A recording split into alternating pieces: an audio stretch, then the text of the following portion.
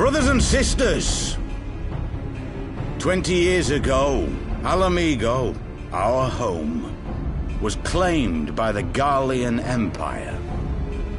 In our haste to overthrow the King of Ruin, we turned a blind eye to our foes in the north.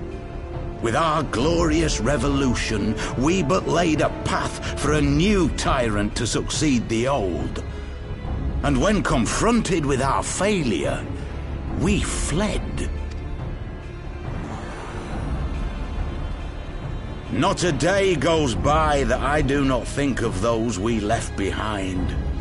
Think of them and feel ashamed. And I know each and every one of you feels the same.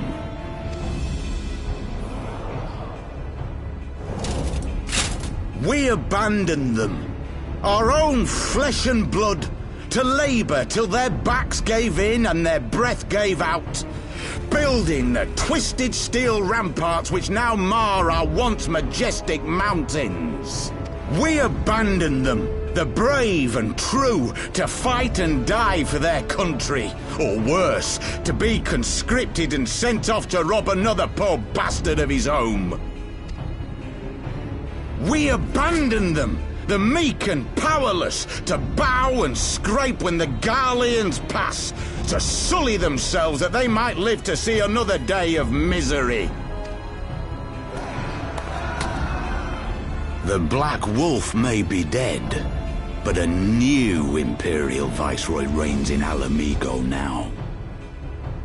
You all know the Eorzean Alliance will do naught to oppose him. For all their promises and platitudes, they will not act if there's no profit in it. Only we can free our brothers and sisters from the Empire's tyranny, my friends. Only we have the courage to stand and fight. They have imprisoned us, they have enslaved us, and they have murdered us. But no more!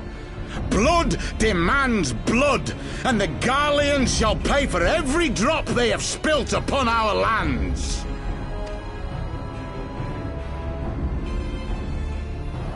This I promise you, for we have a power within us, my friends, a power befitting our pride, our righteousness.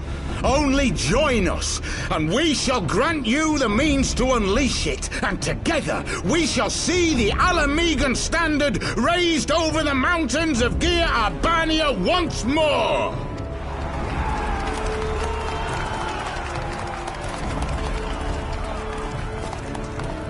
A power befitting their pride.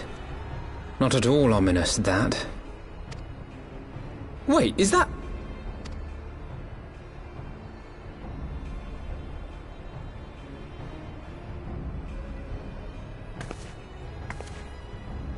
What are you two doing here?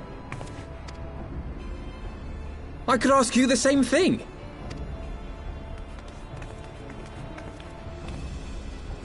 Well, this is quite the surprise. If you see what I see, if you feel as I feel... Might I suggest we continue this conversation in more agreeable surroundings? For it is not strength of arms that will win this battle, but strength of heart.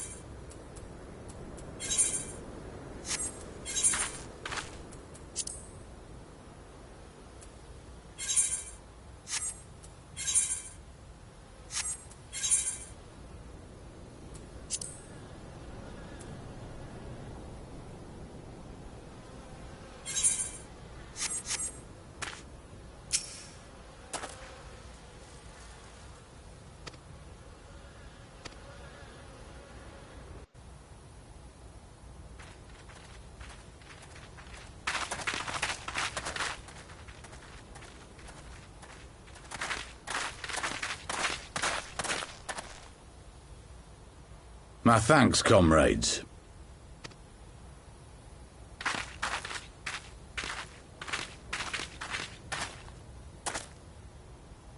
You must be the esteemed adventurers of whom I've heard so much. I understand you have taken an interest in our cause.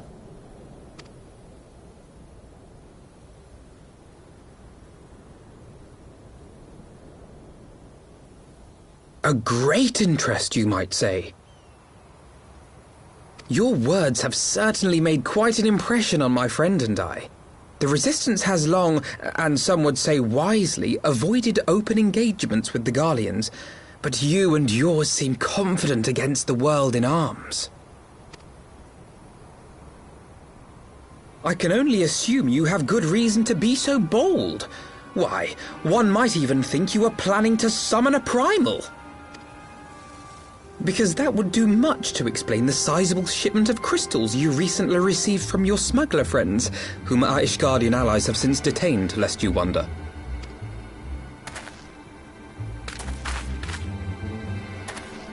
I'd like to hear more about the Griffin. The real Griffin. Your performance earlier didn't fool us. The famous scions of the Seventh Dawn. I should have known better than to think I could conceal the truth from you lot. You are right. I am not the Griffin, but I speak with his voice, and it was at his behest that we procured those crystals.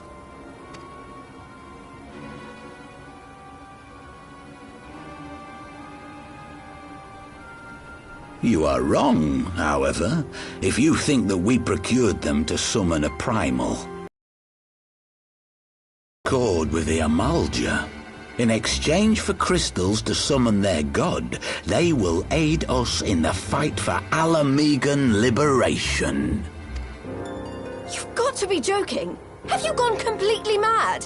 When people find out you helped the Lizardmen summon Ifrit, they'll turn on the Resistance. Ala Mhigo will never be free.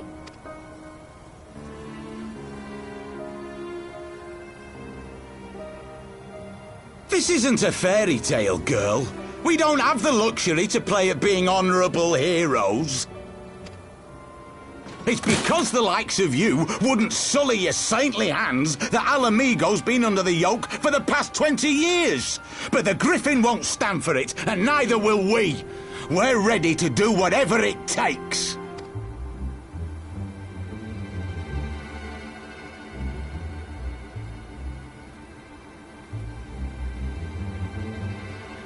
What proof do you have of this arrangement with the Amalja?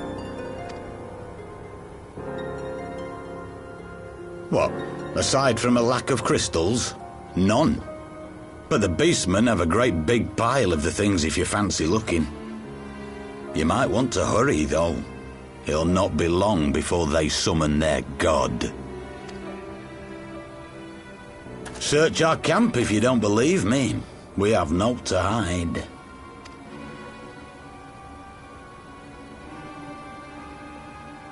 If there is a cache to be found, Ida and I will find it.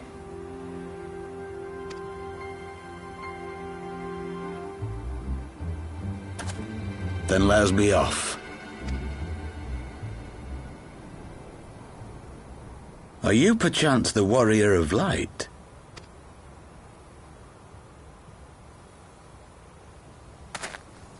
Aye, I thought so. You should know that a great many who have joined us did so because you saved them. Because you showed them that one brave woman can make a difference. You saved me too once. Helped a friend over in Quarry Mill make some medicine I needed. But that was a lifetime ago. On behalf of my brothers and sisters, I thank you. You gave us hope where there was none, courage and strength when all was lost. We shall not squander your gift.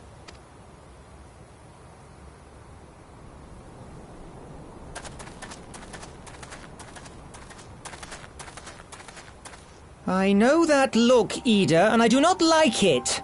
You cannot seriously be contemplating taking up arms with that band of cutthroats. I just...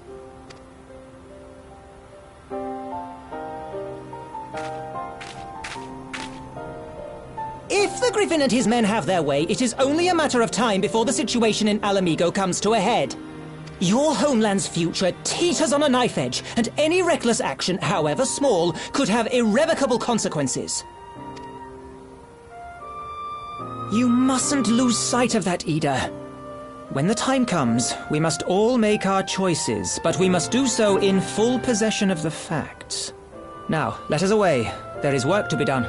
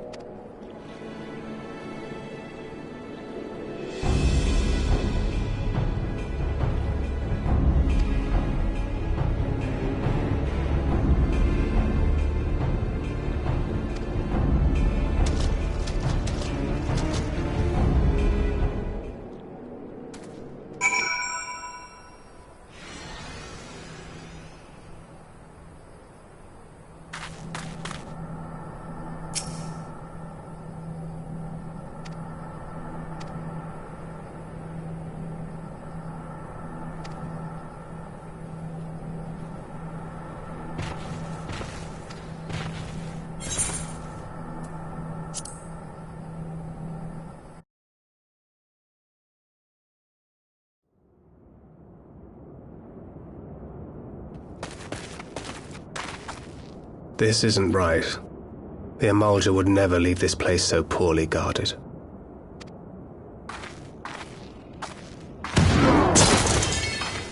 Not willingly, no.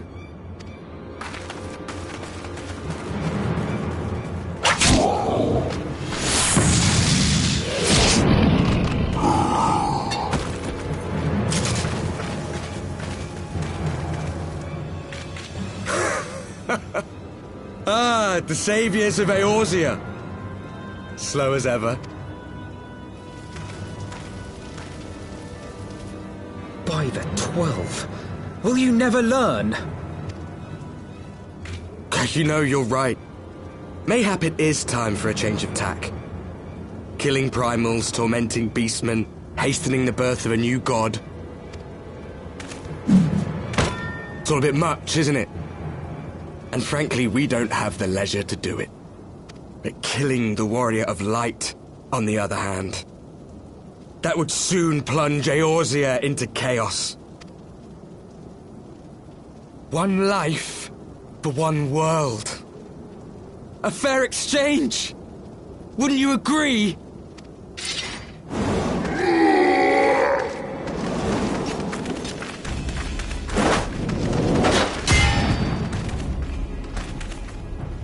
Lest you forget, you've more than one opponent.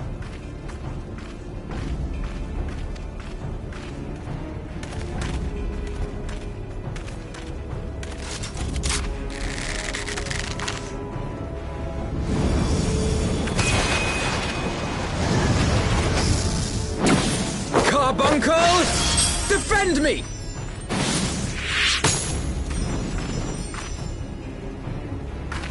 I sense you will offer more than mere target practice, unlike your sister. Alisaie!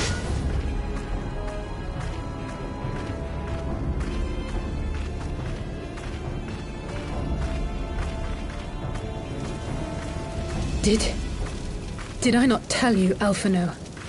I am not the girl I once was. My brother was always the clever one, while my talents lay elsewhere.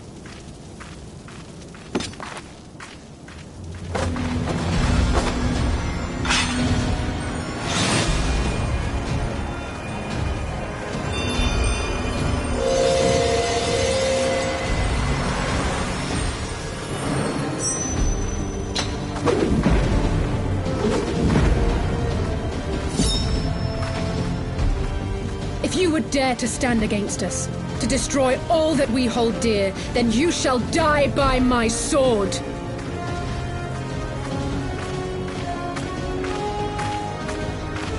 Let's finish this.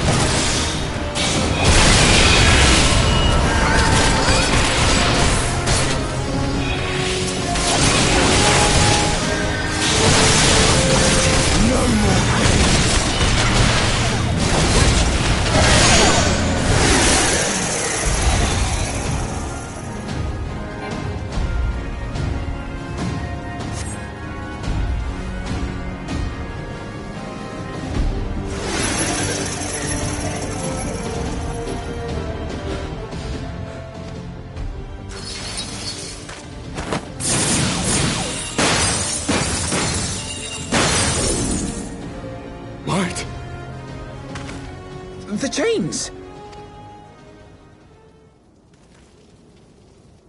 You snake! You would betray us as well? He that holdeth fast unto his convictions shall never count betrayal amongst his crimes, though all the world may call him villain. My path is unchanged, my creed sacrosanct. This I believe with all my heart. But say, warrior of darkness, and speak true, what dost thou believe? That rendering up the souls of thy world in service to... By the 12! Urianger!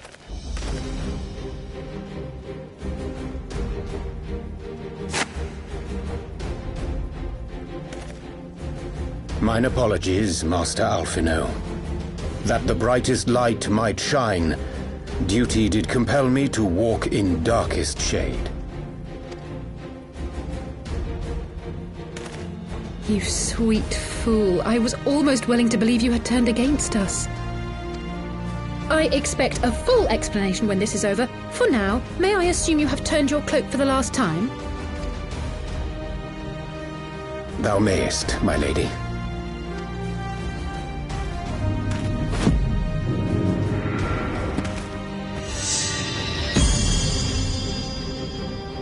By thy leave.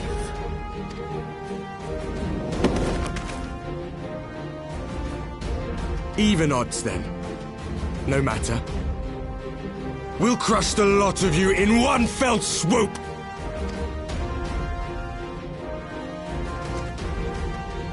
Understood.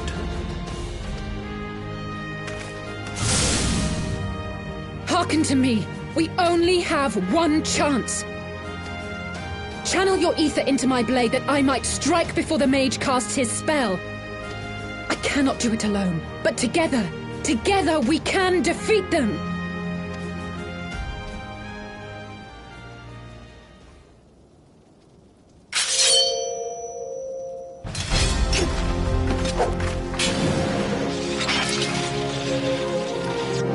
Make ready! They come!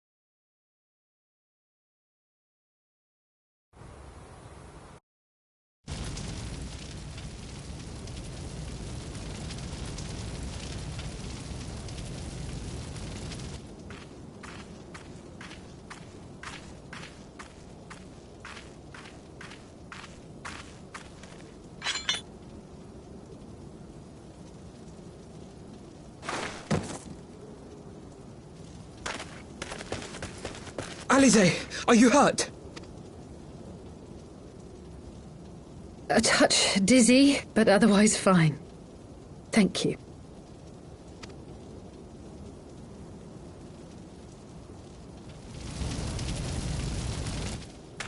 And there you have it.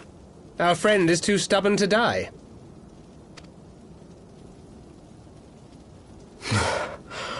We are far from finished.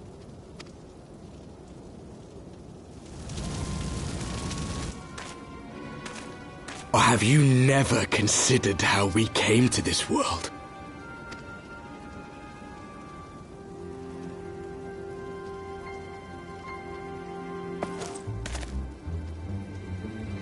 Crystals? You mean, like the Ascians? Just so. As the Ascians flee unto the rift twixt plains with crystals of darkness, so did these warriors come hither with crystals of light. Eloquent, as always. Aye, like the Ascians, we too are beyond death. You cannot defeat that which is eternal.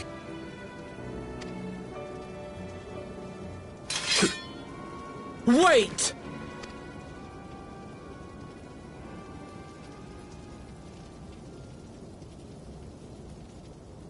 Such methods as the Ascians employ require the renunciation of the flesh. You would have had to...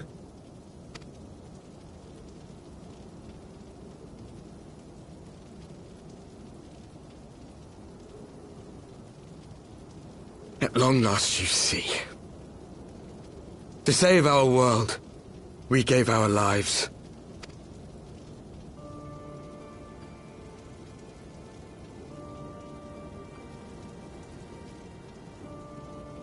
We were just adventurers trying to make our way. An odd job here, a favor there. We never aspired to be warriors of light. But word of our deeds spread, and soon people were calling us heroes. They placed their hopes and dreams on our shoulders and bid us fight for all that was good and right.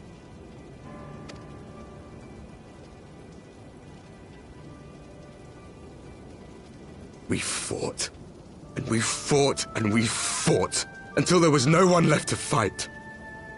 We won! And now our world is being erased from existence.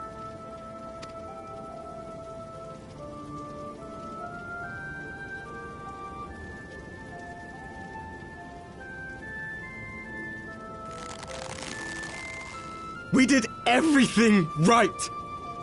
Everything that was asked of us, and still it came to this.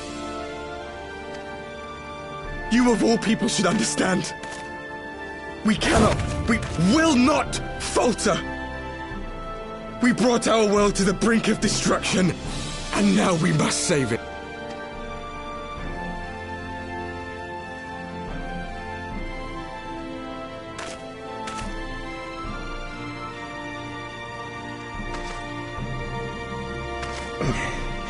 I've died before, Arbet. I'm not afraid to die again.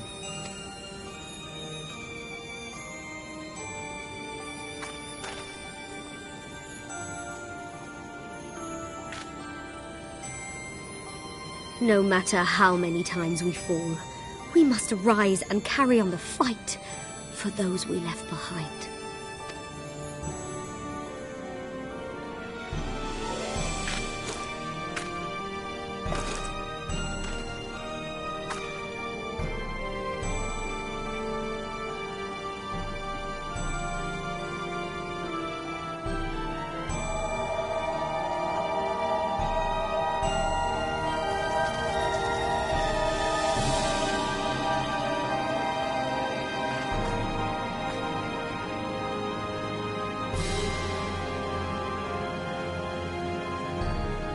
To have known the depth of sorrow and embraced the highest sacrifice. Nonetheless, Master Louisoix, guide my hand, I pray you, as fate's thread spinneth upon this most capricious spindle. Quickly! Thou must needs invoke the power of thy crystal.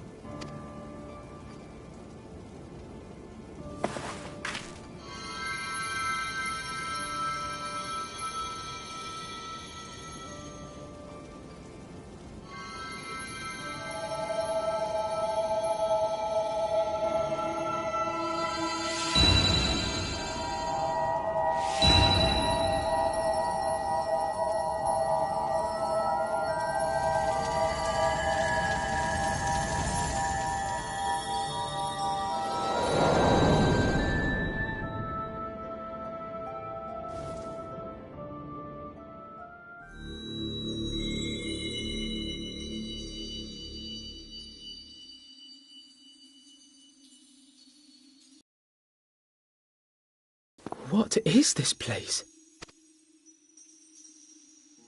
Such pain.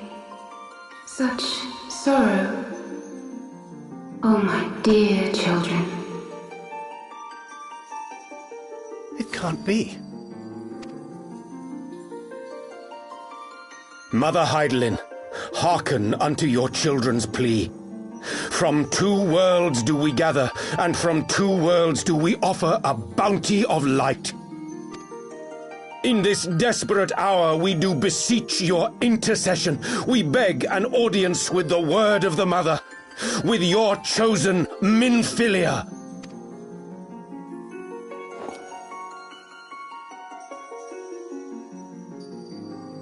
Your cries go not unheard, nor your sacrifices unnoticed. Though many are lost, there are those we can yet save, whom I can yet save.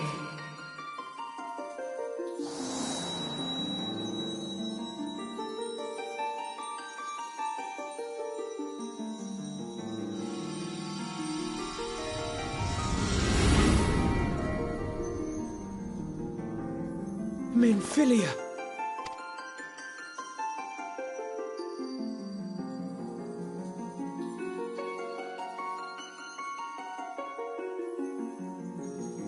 Blessed children of the First, the light of your world hath grown blinding in its radiance, but it is not yet absolute.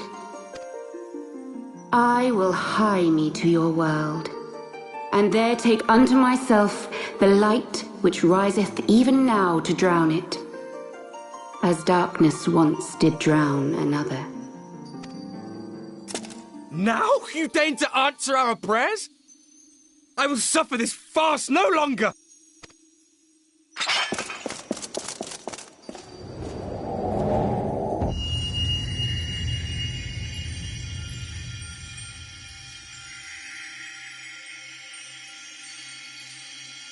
As the Ascians must serve as instruments of Zodiark's will, so too must others carry out the will of Hydaelyn.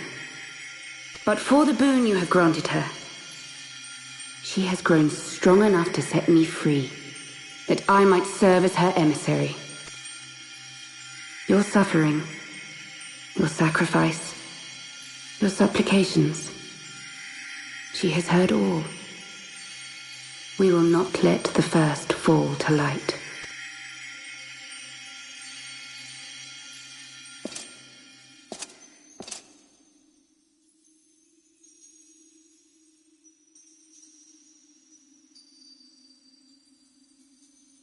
Thank you, Urianger, for bringing everyone here.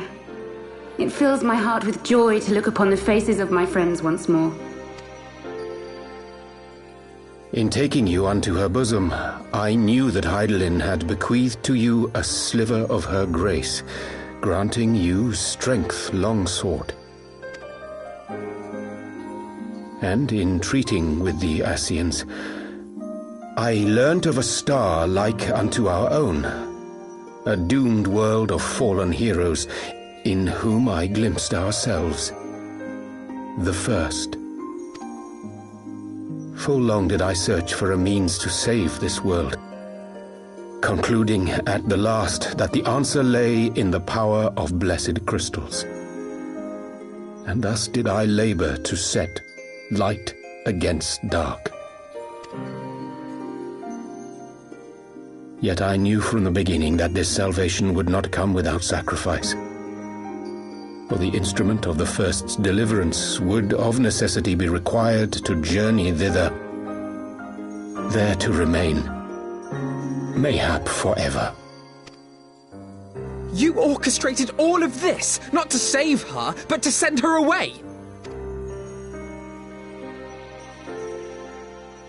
One life for one world. Such was the bargain, and you the coin, though it were not mine to spend.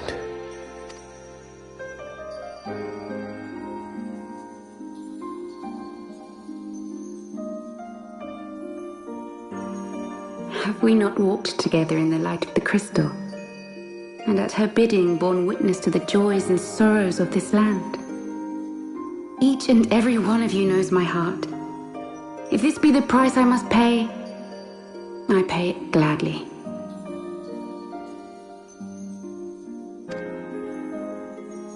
You would go alone, then? My dearest Thancred, you who have ever watched over me, I am truly grateful for all you have done on my behalf, as would my father be. Your kindness, your compassion, your love. These are your gifts to me, and our gifts to them, forming a bond which transcends time and space.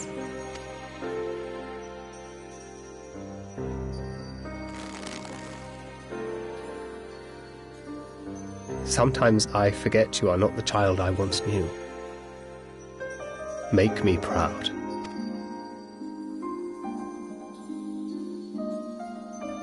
Long have I watched you from Hydaelyn's side, watched as you nurtured and kept safe the light of the dawn.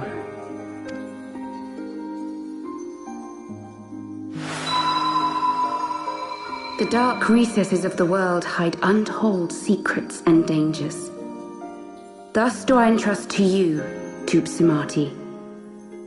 I pray you, keep to the path that you may never have need of it.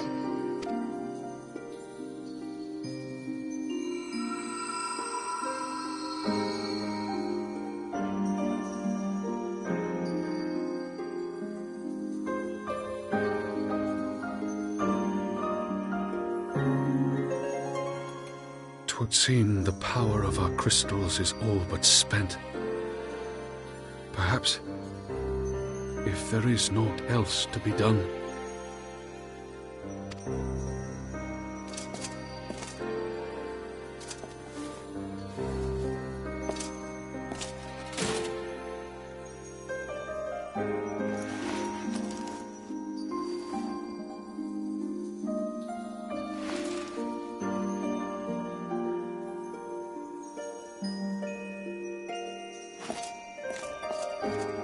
Hear me, servant of Hydaelyn. If you would have us place our trust in you, then I would ask a favor. Take us with you. Take us home.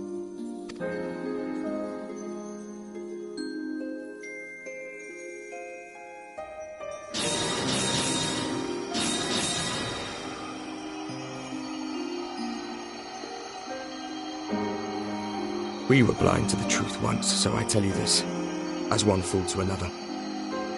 Light, dark, it doesn't matter. What matters is how you choose to use them. We made our choice and you see what came of it, so please, forge a different path. Seize a better fate.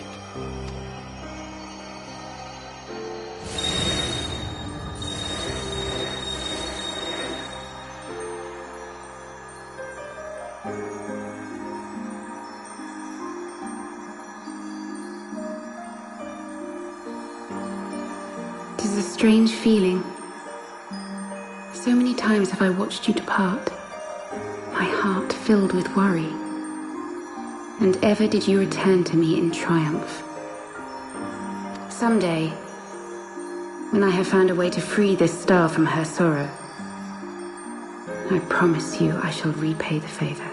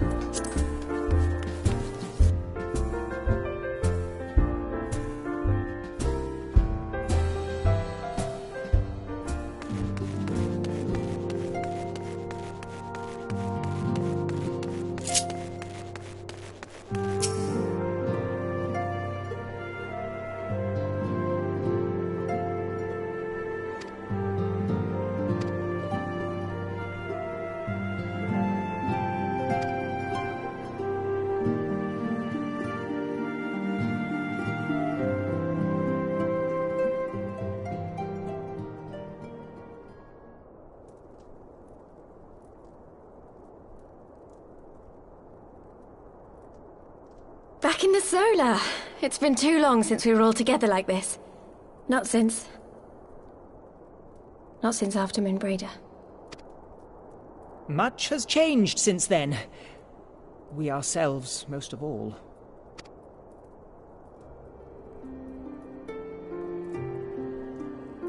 Though not all who were lost could be gathered here today, we may take comfort in the knowledge that those who are not are carrying on the fight. While I am grateful to our friends in the north for their hospitality, it isn't half good to be back. But, as Papalima rightly said, much has changed since we last stood here. The Scions of the Seventh Dawn are not as they once were, nor should we be. Our travels in the north brought us into contact with a host of fine and generous people, and their selfless deeds serve to show me that it is not lofty causes that should inform our actions, but our hearts. And I hope that the Scions might continue in this manner, as individuals driven by individual principles. Provided we all sincerely desire to work towards Eorzea's salvation, I believe the paths we follow to achieve it need not, and should not, be dictated by any single ideal.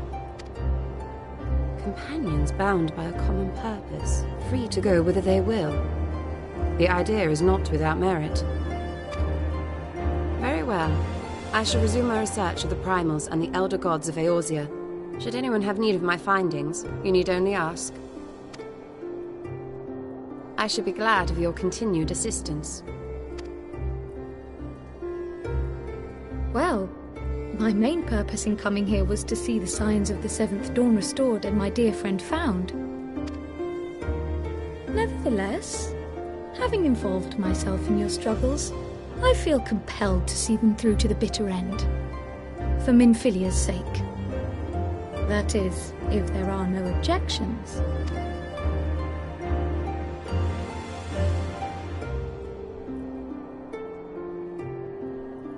You will always be welcome here, Krile.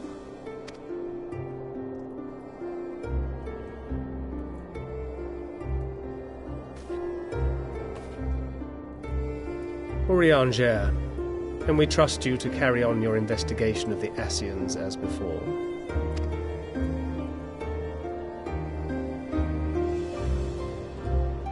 Regardless of mine own desires, I am undeserving of your trust, having so villainously deceived you all. Now, I'll hear no more of that. It would be disrespectful of Minfilia's wishes.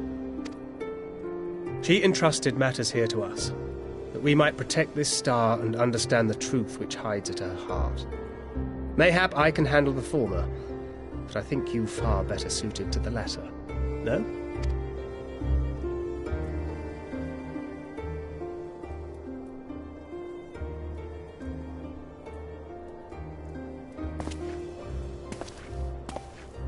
Very well.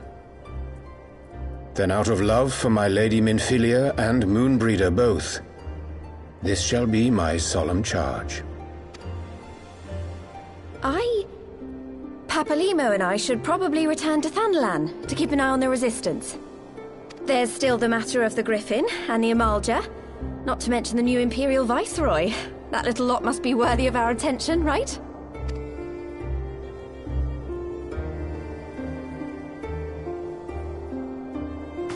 And what will you do, Alisaie? You know I have no great love for organizations and formalities.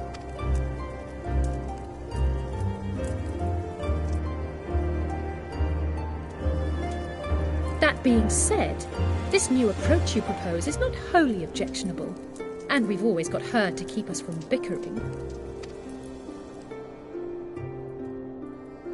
But I will suffer no titles. I am not here for House Leveilleur, nor to walk in Grandfather's shadow. Upon that point, we see eye to eye. If it please you, you may think of me as but another comrade in arms.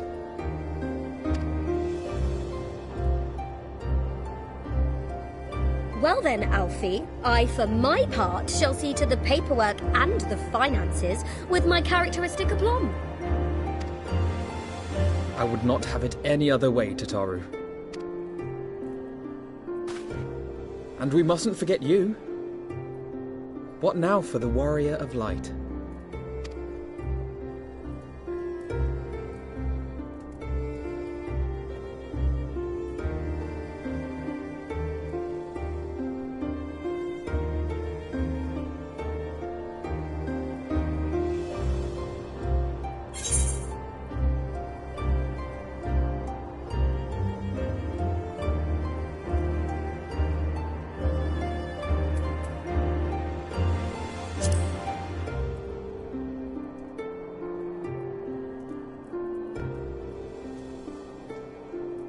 Indeed.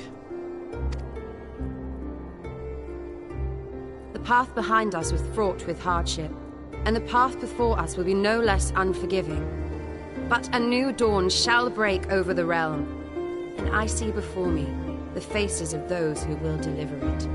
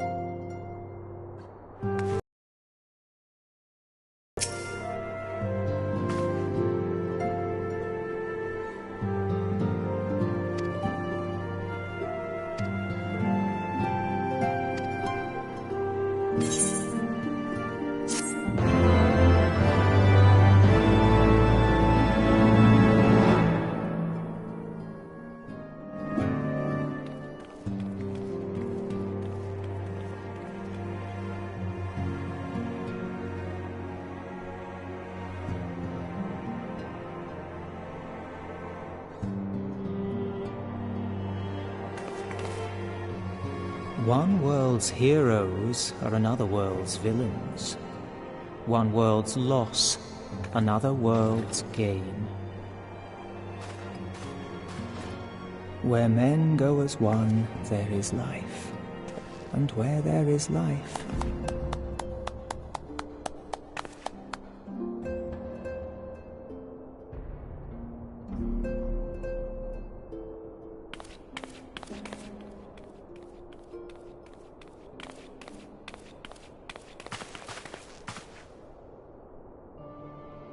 My friends, if I may, I would ask that you entrust Tupsimati to me. Clouds gather upon the horizon, and as Master Louisoix's disciple, I would keep it close at hand.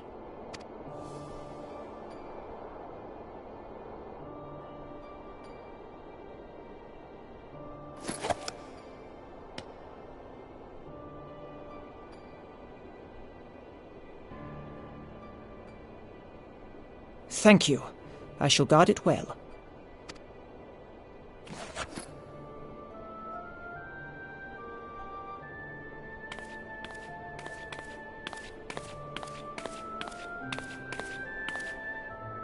There is cause to hope.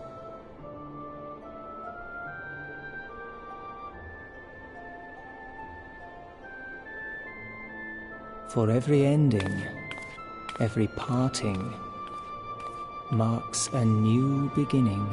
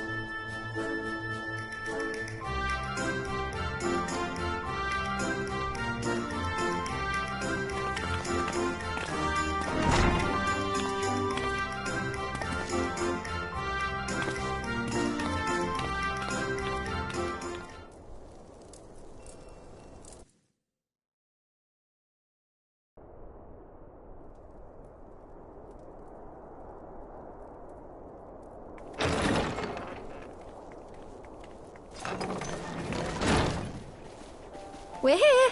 Did we miss anything? We would not presume to begin without you, Ida. Urianger has returned to the Waking Sands, but everyone else is now present. Yes, but for what exactly? We all have duties to attend to, Alphinaud, so you may dispense with the preamble. Thank you, Elisée. It is the very subject of those duties which compelled me to call this gathering. Though the Warriors of Darkness no longer pose a threat, Eorzea's many troubles demand no less of our attention. And while I stand by the decision to approach each task as we see fit, I fear our effectiveness will ultimately be diminished should we continue to act in ignorance of each other's efforts. Thus, I propose we elect a successor to Minfilia. Not to serve as a fully fledged antecedent, perhaps, but as a coordinator of operations. Is that all? Oh, then the decision seems clear. No one else has shown any enthusiasm for the role, and judging by your performance at our previous meeting, you would seem the perfect candidate. You always did have a flair for politics.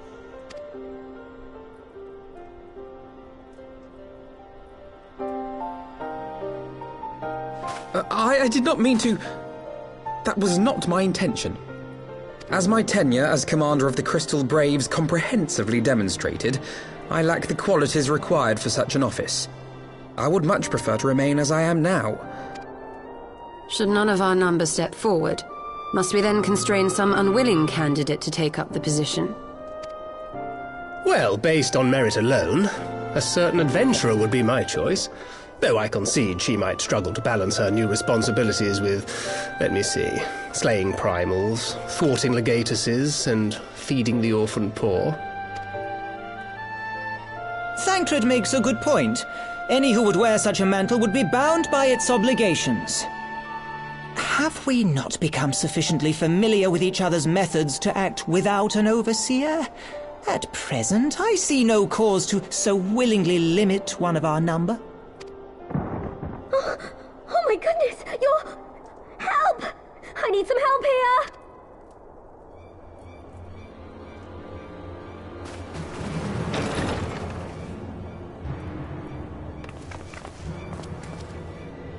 Tataru, are you all right? Me? I'm fine. It's this poor girl who just staggered in and collapsed on the floor that I'm worried about. Nago! God, how did... Y'shtola! Please, you have to help her! Kral, a hand if you would. Let us see about closing these wounds.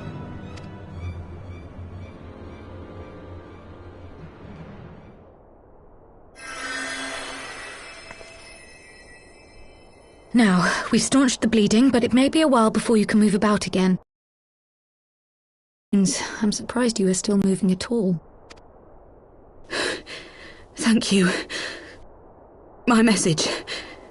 It was too important to delay. I took the shortest route I could, though I knew it was more heavily patrolled.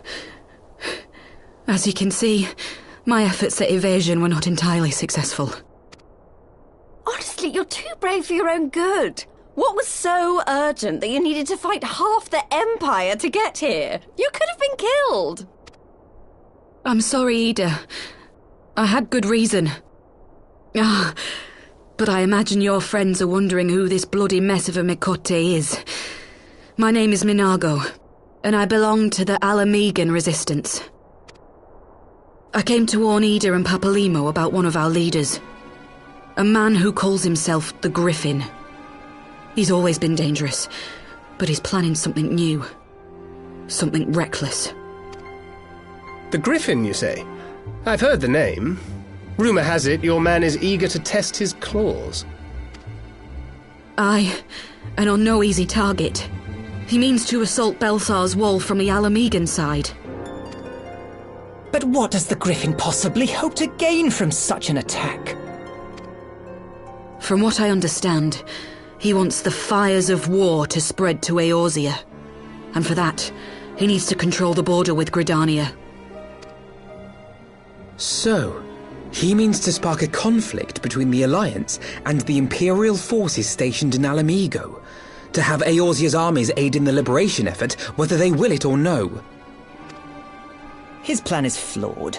Even should the Resistance succeed in occupying the wall, they would not be able to hold it. Imperial reinforcements would drive them out within a week. Be that as it may, if there is even a chance that this scheme could bring about an escalation in hostilities between Eorzea and the Empire, the Alliance must be informed. Agreed. I should depart for Limsa Lominsa forthwith and seek an audience with the Admiral. Thancred, Ul'dah is yours.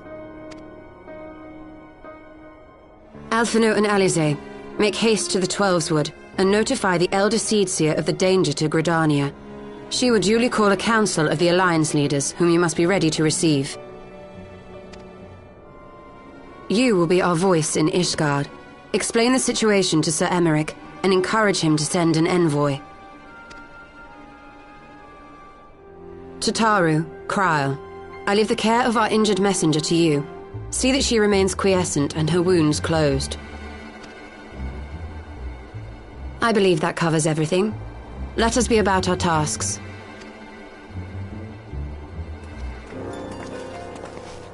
I suspect the ill tidings from Girabania will be held as a turning point. The beginning to a bloody end. The business of war was ever conducted with the coin of self-sacrifice.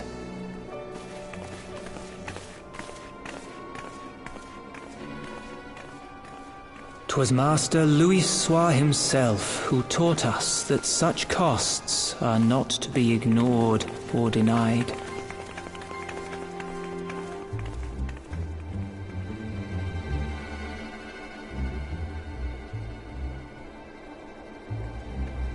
And so, I shall embrace them. When the time comes, I will make my choice, as you will yours.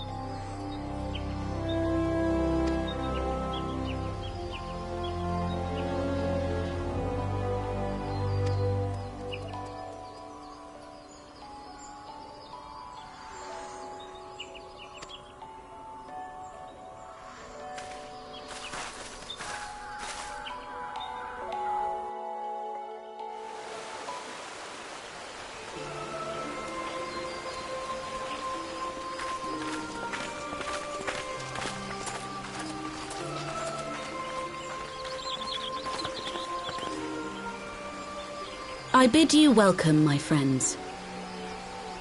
As you will by now be aware, the Scions of the Seventh Dawn have come into possession of certain intelligence concerning recent developments in the region of Gyr Abania. It springs, I am assured, from an unimpeachable source. Is that not so, Master Alphino? Indeed, Elder Seedseer. Our information comes directly from a member of the Resistance's inner circle, and we have no cause to doubt its veracity.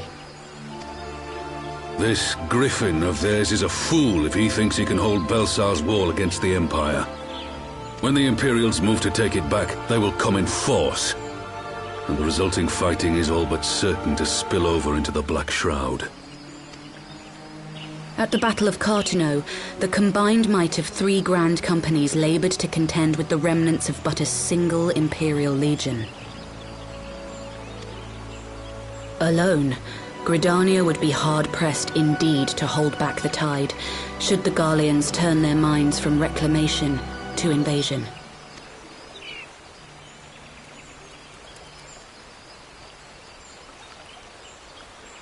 May I once more convey my nation's deepest regrets for our inaction in the days prior to the calamity. 'Tis a stain upon our ledger that I would fain remove.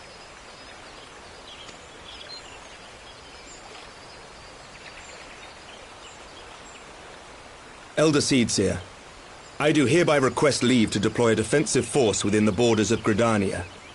Ishgard's return to the Alliance shall be honoured by more than mere ink upon parchment.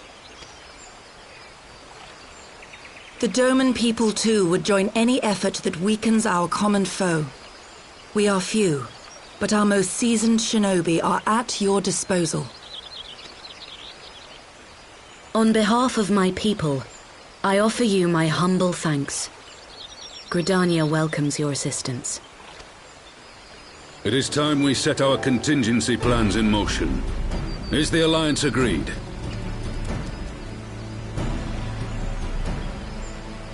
Then let us make ready for war. Victory favors the swift, and there is much to be done.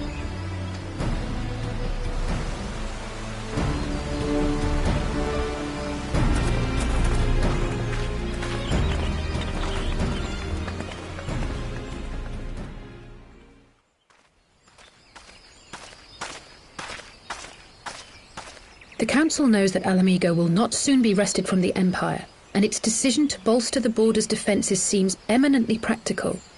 Why then, brother, do you scowl so? I agree that they have chosen the wisest course available. Indeed, the only reasonable one. Yet something feels awry. In making ready for war, is the Alliance not granting the Griffin the very thing he desired? Any attempt to hold the wall is doomed to failure, aye. But I wonder if we have misjudged the prize for which he plays.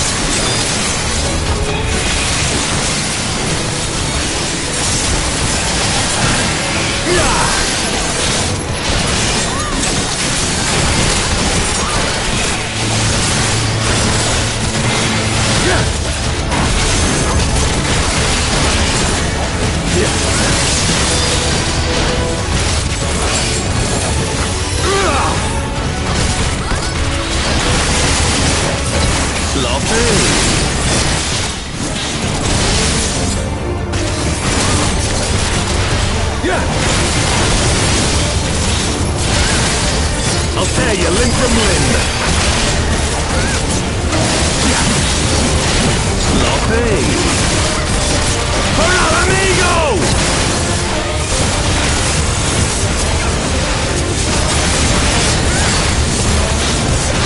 I have you now.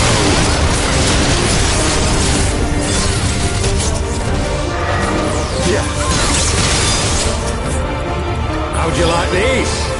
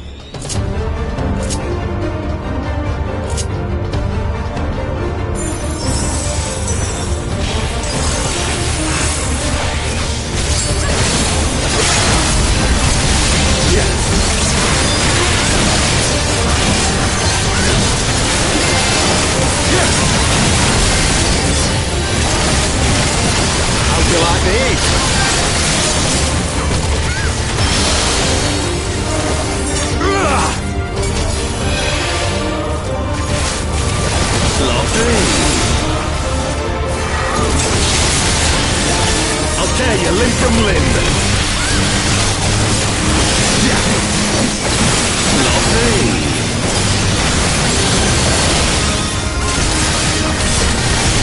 Hola, amigo!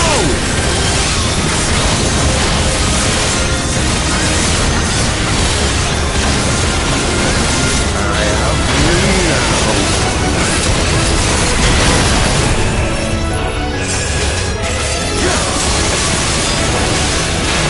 How'd you like these?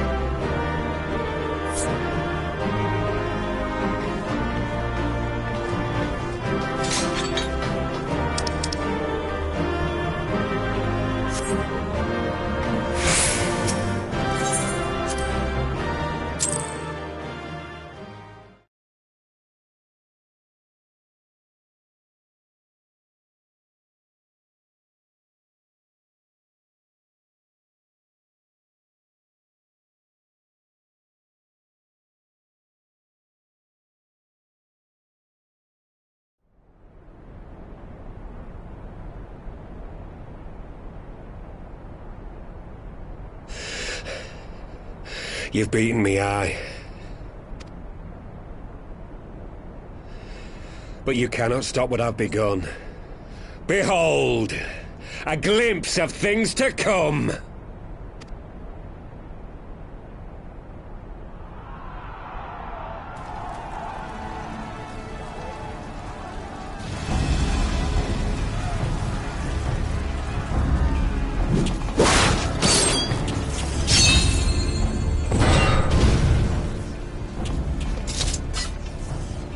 We did it!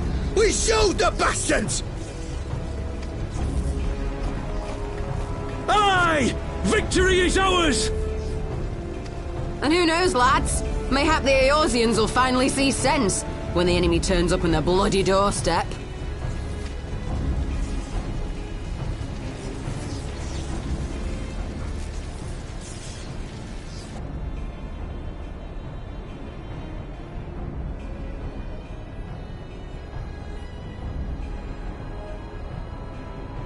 This is for Ala Mhigo, for Eorzea. They die that others may live.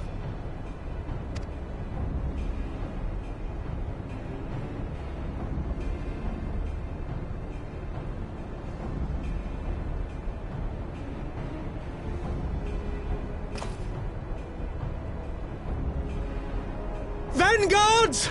Attack!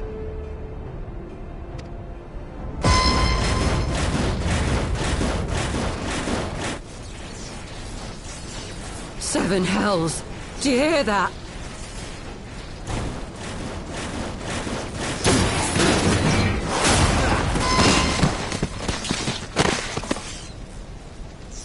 War machines! How did they get here so quickly? Stand your ground! For the resistance!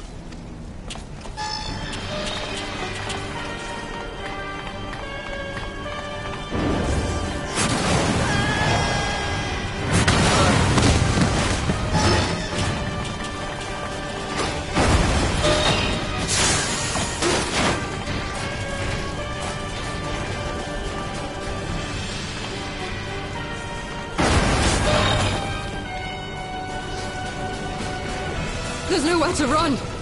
We're cut off!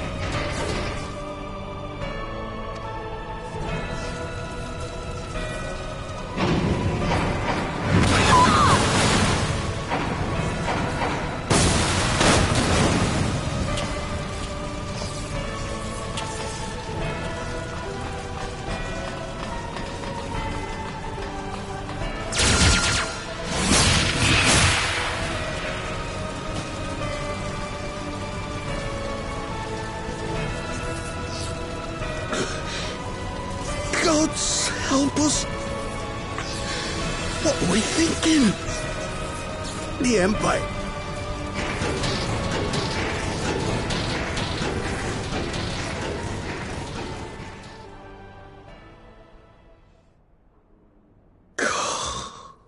Mighty Rhalgr, grant us the strength to crush.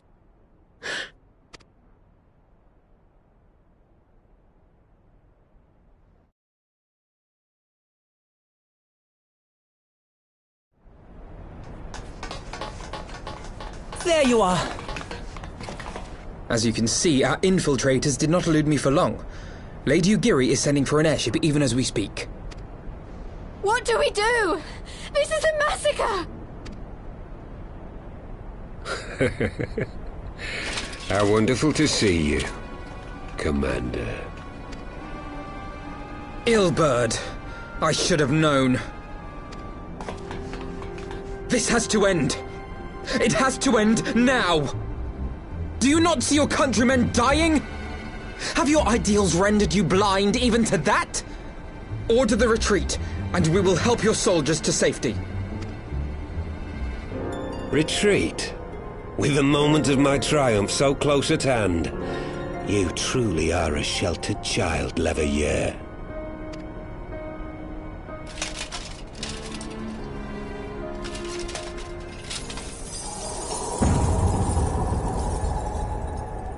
Nidhogg's eyes.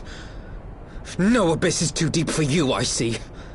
But trust me when I say that such power was not meant for mortal hands.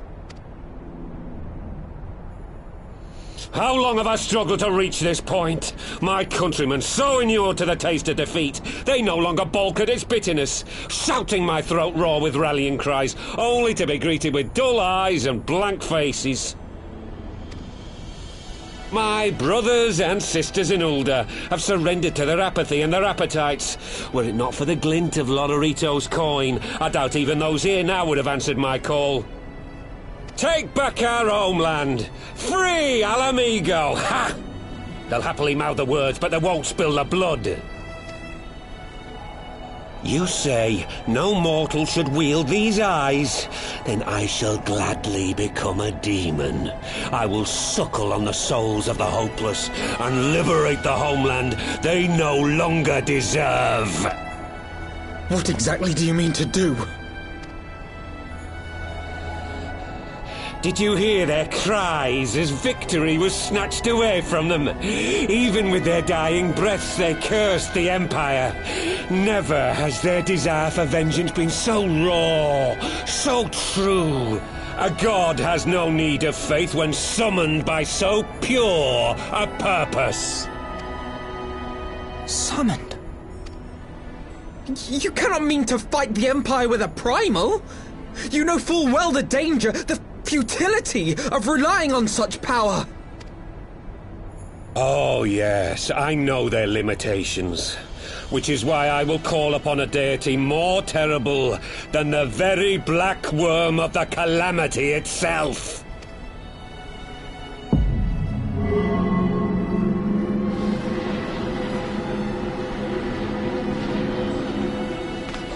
What? Here? Now? Like hells you will!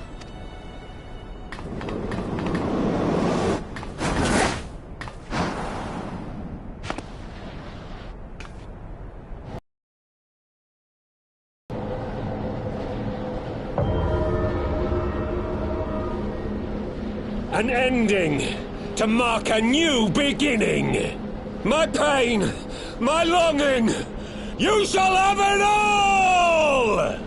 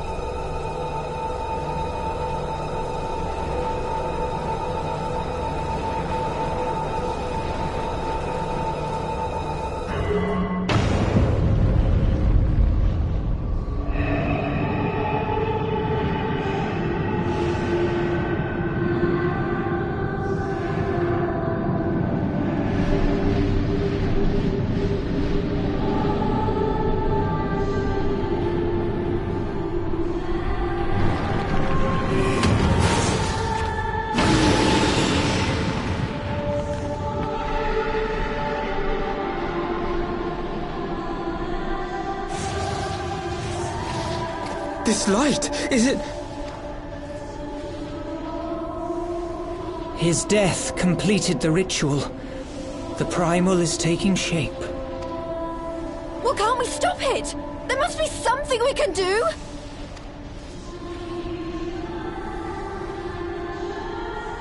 There is one thing.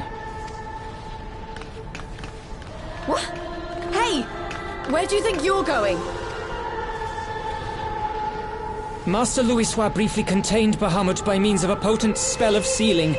I will now attempt to do the same. But that's impossible! We would need hours to collect the necessary ether, if not days!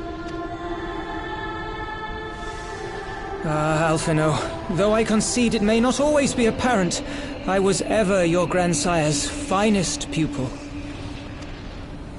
Tiptimati, of course! The staff still holds enormous power, broken or not. Don't you dare, Papalymo!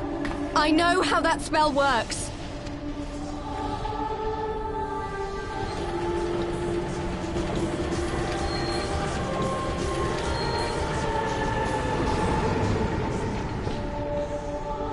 It is time to leave! Quite right. Quickly now, off you go! The further away, the better! No! If you're staying, then so am I! No, Ida! There is a path only you can walk, and it must not end here, not like this!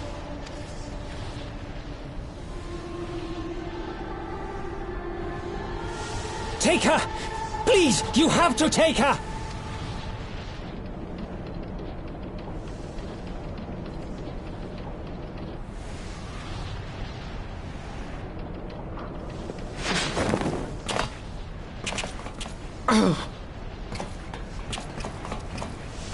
What? No! Damn it, Thancred! Put me down! Thancred! This is one battle you cannot fight. Away with you! Go!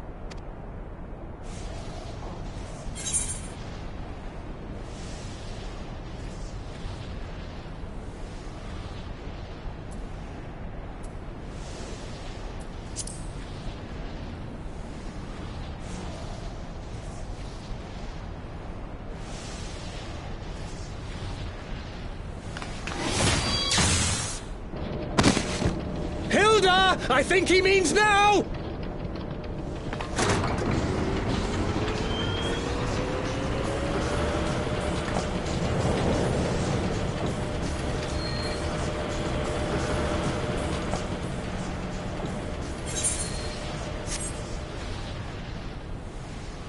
I bid thee farewell again, my dear Ida. Now, let us see how good a student I truly was.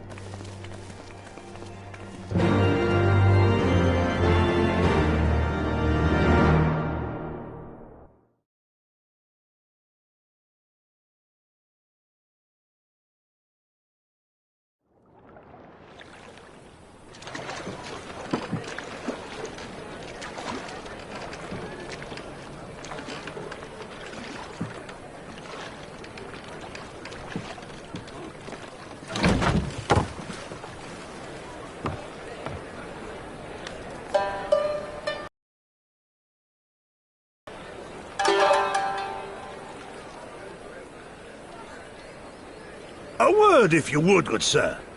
This place. It is within the realm of Eorzea. You're an odd-looking fellow, aren't you? Still, takes all sorts, I suppose. This here's Vesper Bay. Thanalan's door to the ocean, as some folk like to call it.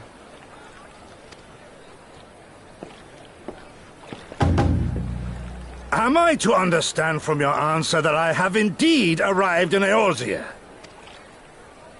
Eh? Yes, you're in Eorzea.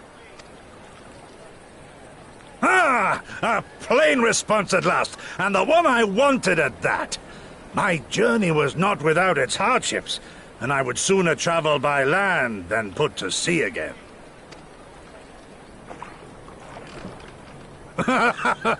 You do not believe that so small a bark could bear me across the ocean? Such timid little sailors. I had but to set my course and set my jaw till I made port.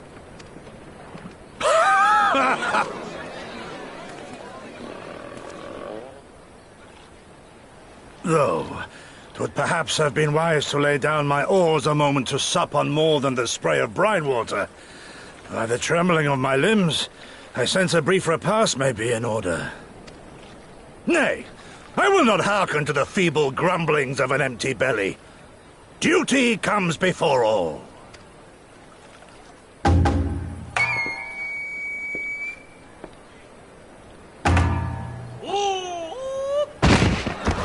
Good God, man! Are you all right?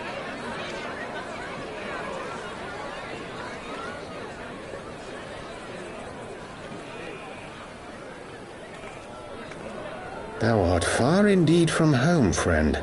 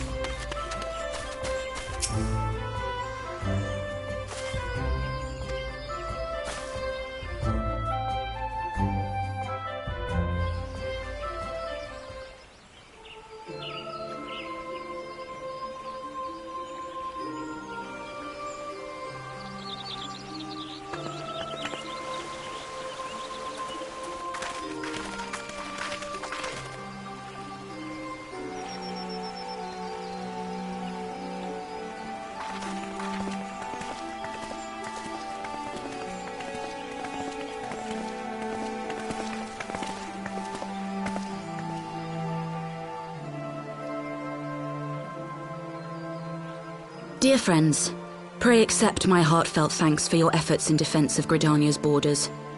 I would fain dwell longer on my gratitude for the support of the Alliance, but the situation at Belsar's Wall demands that we forego such pleasantries.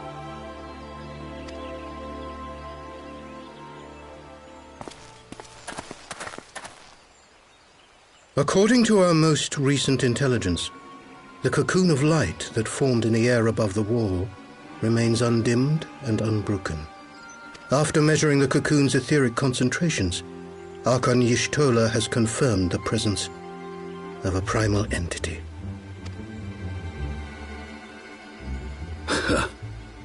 So we must assume that Ilbert's thrice-damned god is indeed trapped within. And what news of the Imperials? They're not like to ignore such a spectacle. Sir, a Garlean airship was observed making an approach, but the vessel was destroyed when it drew near. The Empire appears to have made no subsequent attempts to reach the object.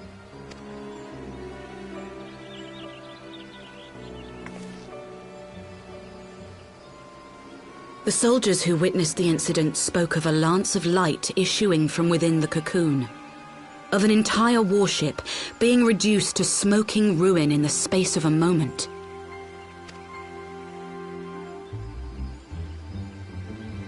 Veterans of Carteneau, meanwhile, likened the destruction to that wrought by the fiery wrath of Bahamut.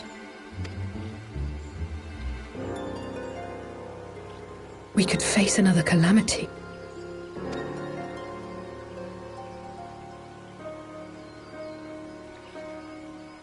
So the Primal is awake then? Contained, yes, but for how long? We must destroy it now, lest it break free. Agreed.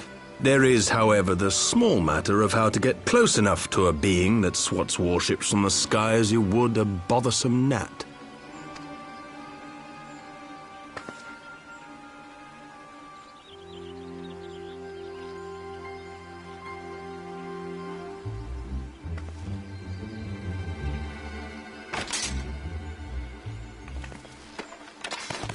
Is this truly so complex a puzzle? Or have you no stomach for the obvious solution? What in the hells are you doing here? A pleasure to see you too, Garland. Now, if you'd be so kind as to explain to these good people why you should be begging me for my assistance, that would be most appreciated.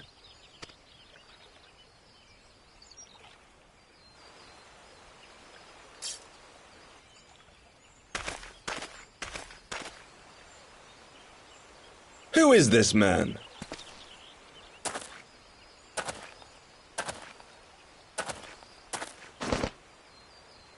Oh, how terrifically rude of me.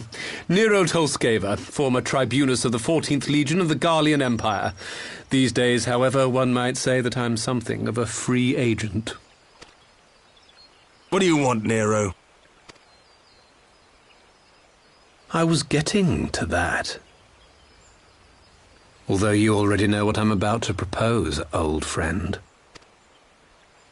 As you have rather belatedly realized, within that frail binding lurks an entity alike in strength to the great Bahamut, and the only force in existence which might conceivably contend with such a foe is the very creation which captured the Elder Primal in the first place. I speak, of course, of Omega.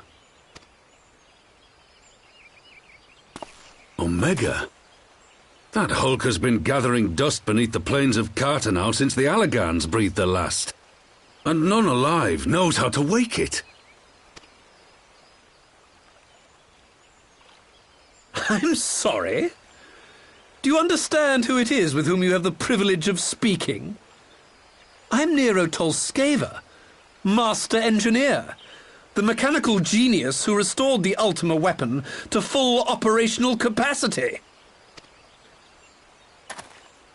And as luck would have it, I am graciously offering you the use of my considerable expertise. And what, you just expect us to accept? You're a fool if you think your deeds at the Crystal Tower are enough to win my trust, Nero. Trust? You wound me, Garland. All those years, studying side by side at the Academy, sharing both trial and triumph, we were countrymen once, you and I. But sentiment aside, have you a better solution? Or do you mean to send in your vaunted hero there, as you always do, and pray the world is not engulfed in flame.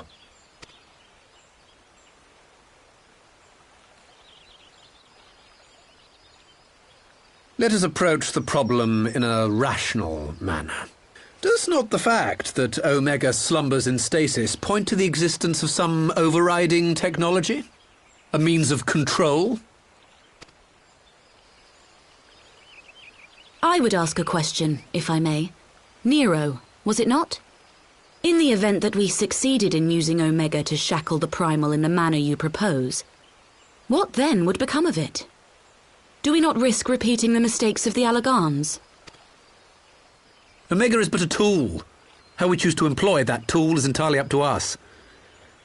Of course, if you would rather leave it buried beneath Carteneau while you continue your petty squabbles above, then I suppose that is also your choice.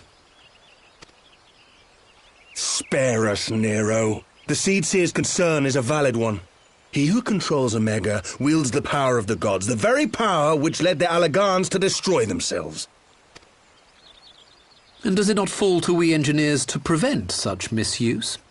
What was your company's proud slogan? Freedom through technology? A creed you follow, is it? What say you? Do we take this villain at his word?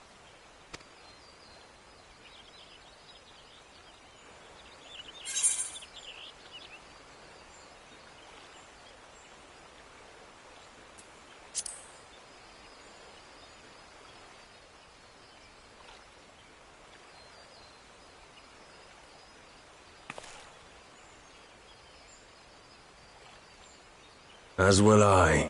I don't like it, but then it doesn't look like we have much choice.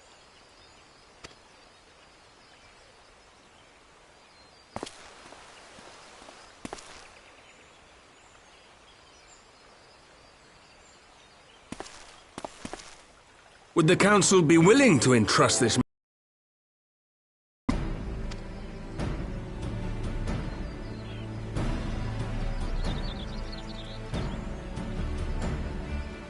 Yes. The task of restoring the Allagan relic will be yours. But the responsibility for its reawakening must remain with the Council. Do we condone this course of action?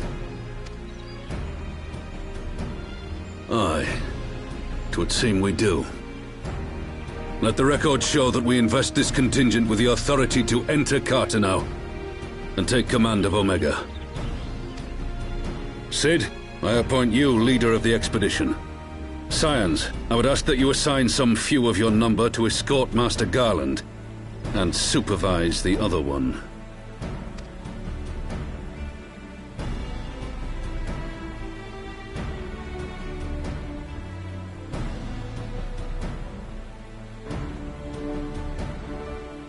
We should be happy to oblige. The politics of Carteneau being what they are, I dare say our neutrality will prove useful in avoiding any unnecessary entanglements. If I am not mistaken, Doma occupies a similarly neutral position. Might we not persuade you to join the expedition, Lady Yugiri? If you suspected any foul play from Nero, you would be welcome to kill him.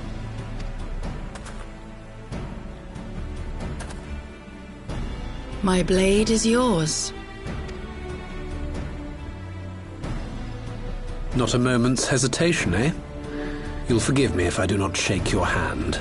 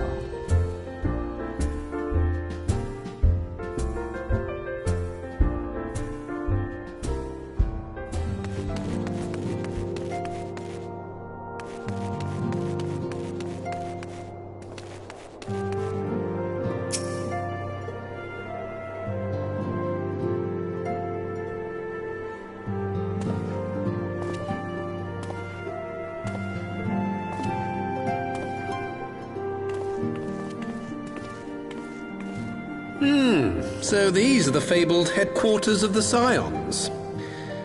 I confess I would have expected an order of self-proclaimed warrior scholars to surround themselves with the fruits of man's enlightenment. And yet there's not so much as a single piece of magitech in sight. It never ceases to amaze me how primitive you Eorzeans truly are. Oh, I'll have you know that the Rising Stones is home to the very latest in magitech innovation. Wedge calls it the Mark 14 Thermocoil Boilmaster, and it's the finest kettle I've ever had the pleasure to own.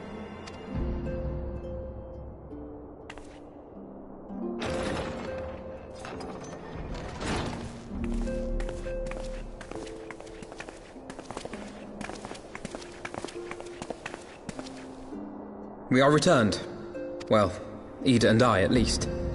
Ishtola and the others remained behind to continue their assessment of the binding magic. There didn't seem much point staying just for that, so I decided to come back with Alphino. Papalymo bought us this time. We shouldn't waste it.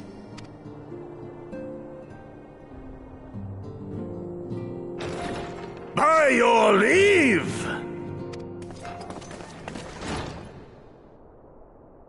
Good gods, that voice could fell a gigas. This is the Rising Stones, domicile of the Scions of the Seventh Dawn. I enter at the invitation of one Lord Urianger. I spy you there, Shadow Walker. You always were a hard one to find. Yugiri, do you know this man?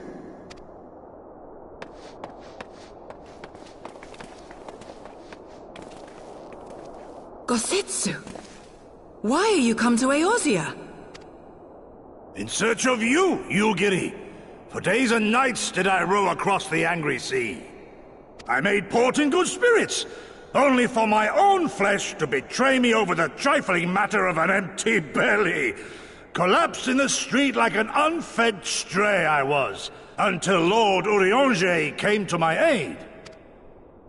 Over a most welcome meal, we spoke of the plight of Doma, and I learned of our displaced countrymen's work to resettle this blighted land.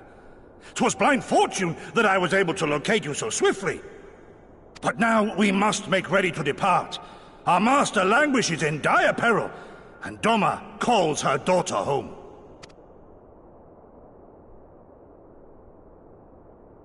It is not so simple, Gosetsu.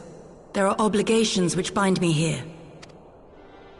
You refuse? Did you mislay your oath during your flight from our homeland?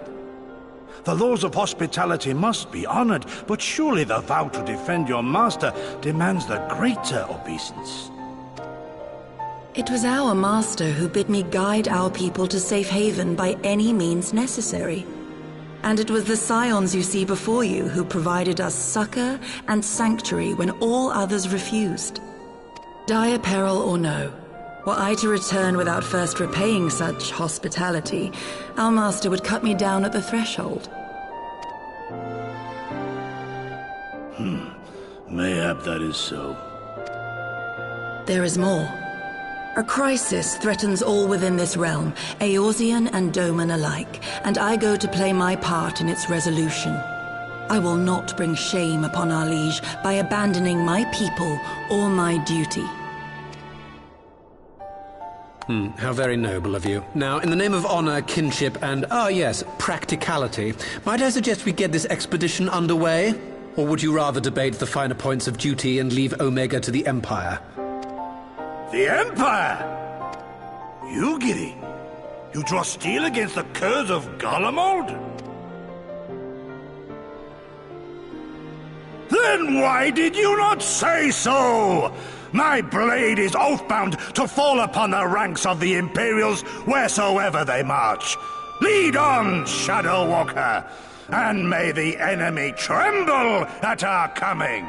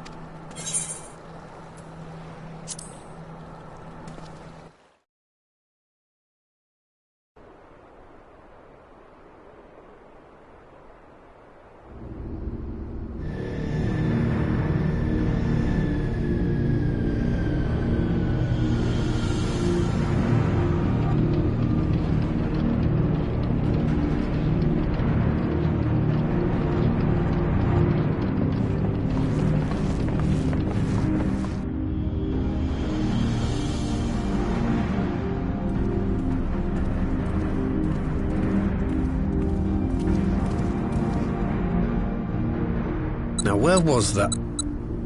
Ah!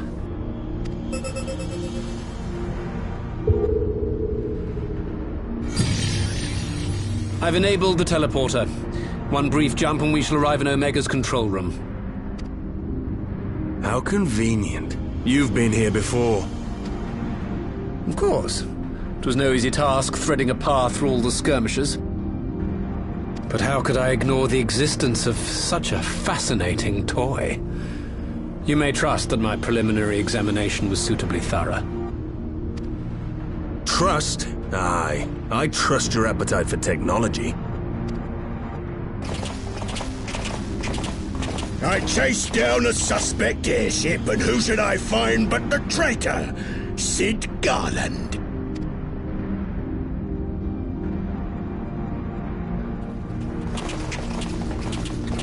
Searching for something, engineer? Something big? It's close, isn't it? It's like all my name days have come at once. For all the scouts the Empire could have sent. Take care of that brute, will you?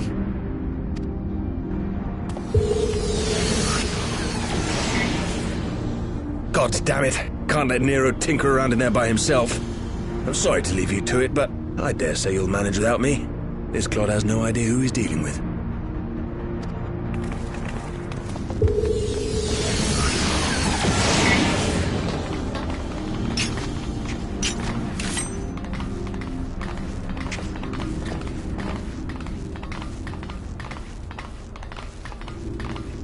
I am Gosetsu, Samurai of Doma.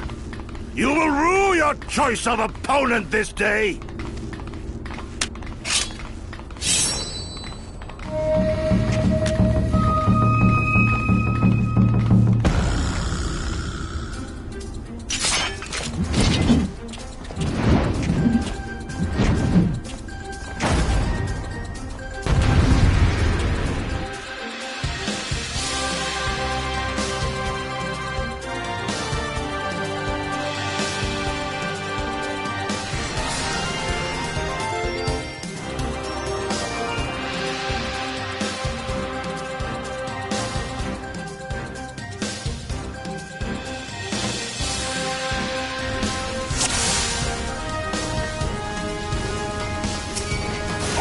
No holding back!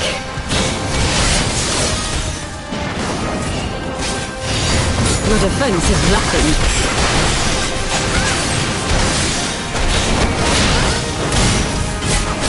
With Solan Steels!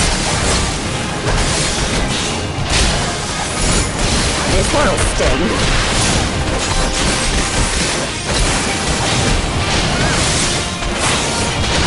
No retreat. No surrender.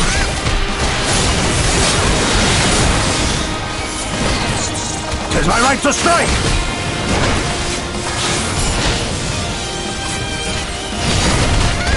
You watching, Papanero?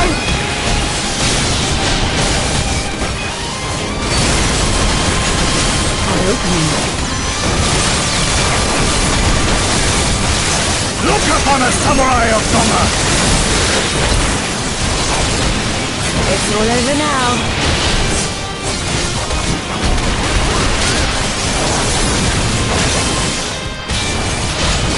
Leave this to me. I have you!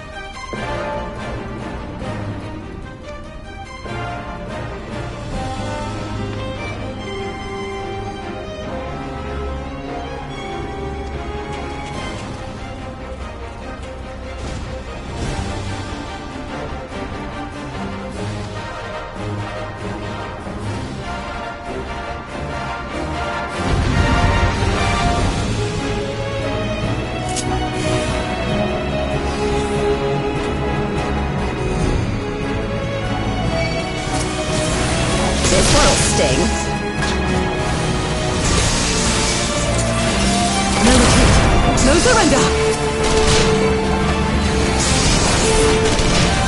With soul and steel!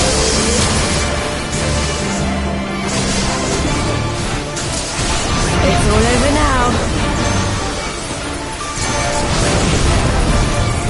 Your defense is lacking.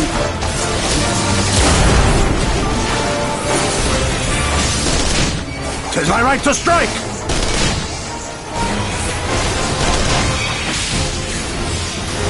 You watching, Pavaliro?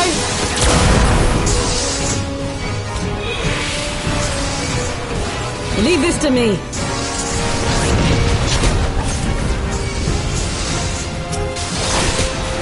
Look upon us, samurai of Doma! No holding back! An opening.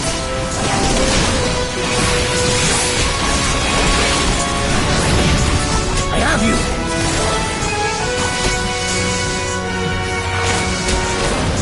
This one'll sting.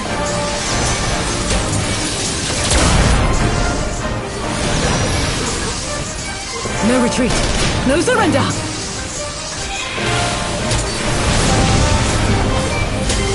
With soul and steel!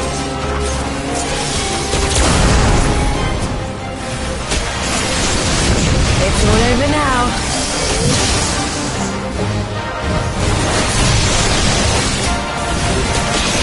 Your defense is nothing.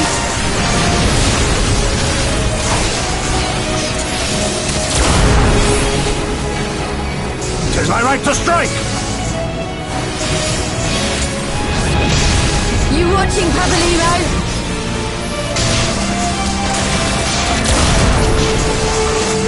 Leave this to me.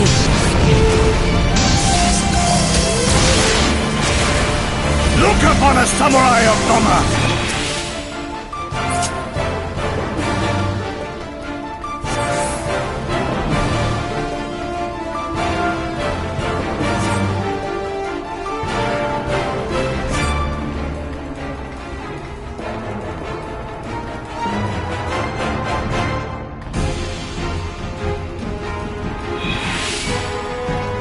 No holding back!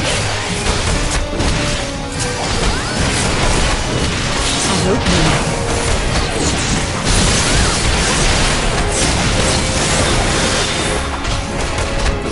I have you!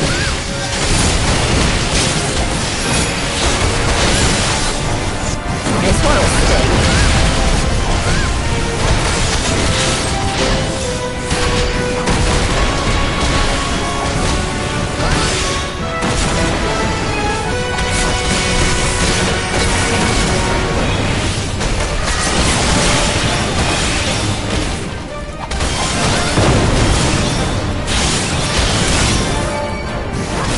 No retreat. No surrender. With soul and steel!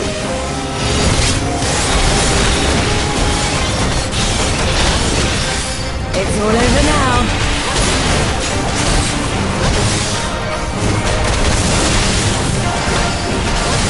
Your defense is lacking.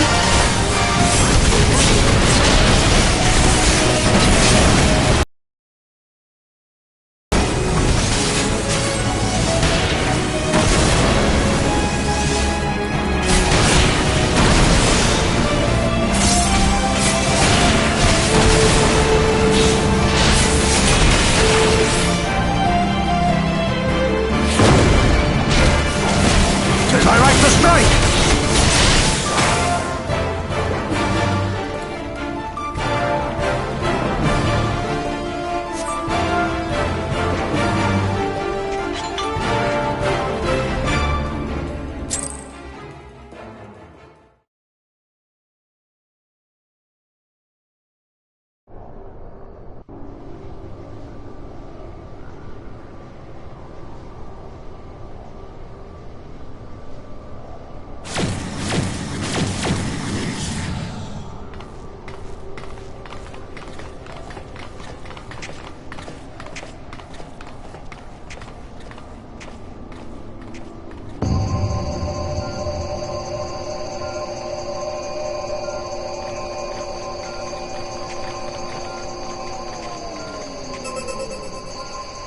Temporal stasis disengaged. All systems operational. Garland? All clear on this side. It's waking up.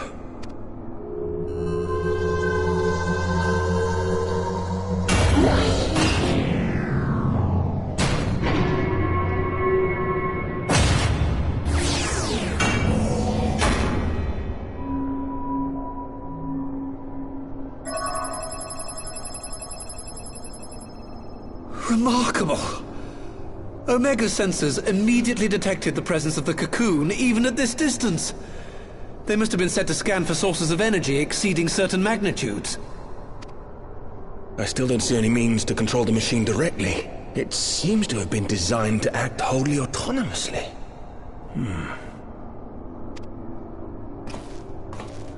Once we release Omega, we can be fairly certain it will attempt to capture the Primal at Belsar's Wall. Assuming its mission is successful, our only option at that point will be to re-engage its stasis system and put it back to sleep. And should the machine happen to misbehave, we'll simply initiate an emergency shutdown. I confess we don't yet have a complete grasp of its capabilities, but I'm certain the details will not elude us for long. Well, I understood less than half of that. So, my question to you is, are we doing the right thing?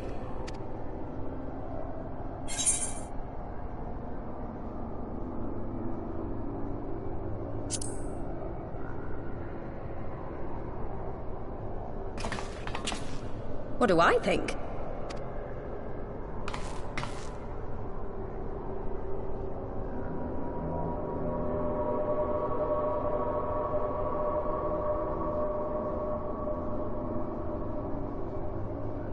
All right. Step aside, Sid. Is this the thing I need to press? Yes, that's the one.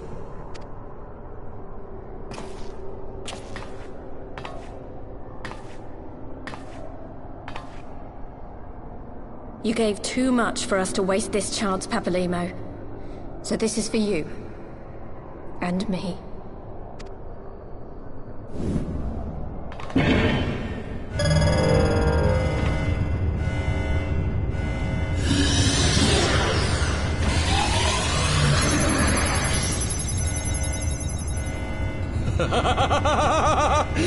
Yes!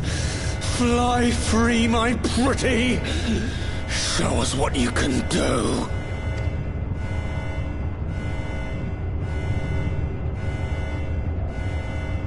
The launch sequence has begun. Omega is loose.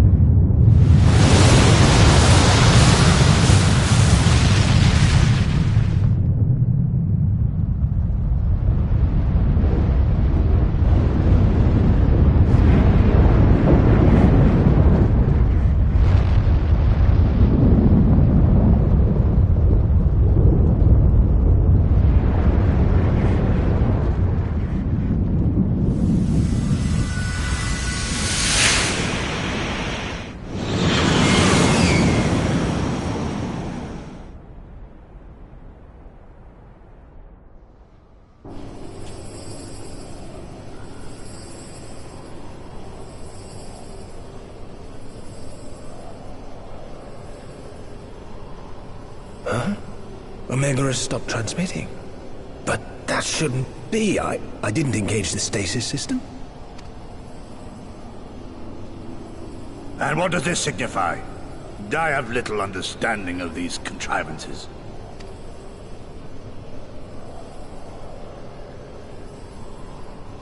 The launch went exactly to plan, but all signals emanating from Omega have ceased. This may indicate any number of things, but we will need to join the Scions out in the field if we are to ascertain which one.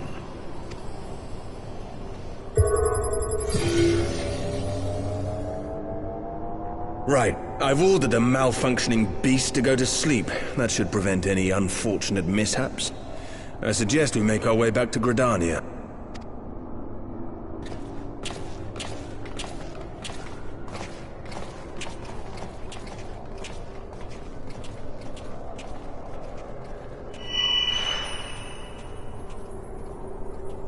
Omega destroyed the cocoon.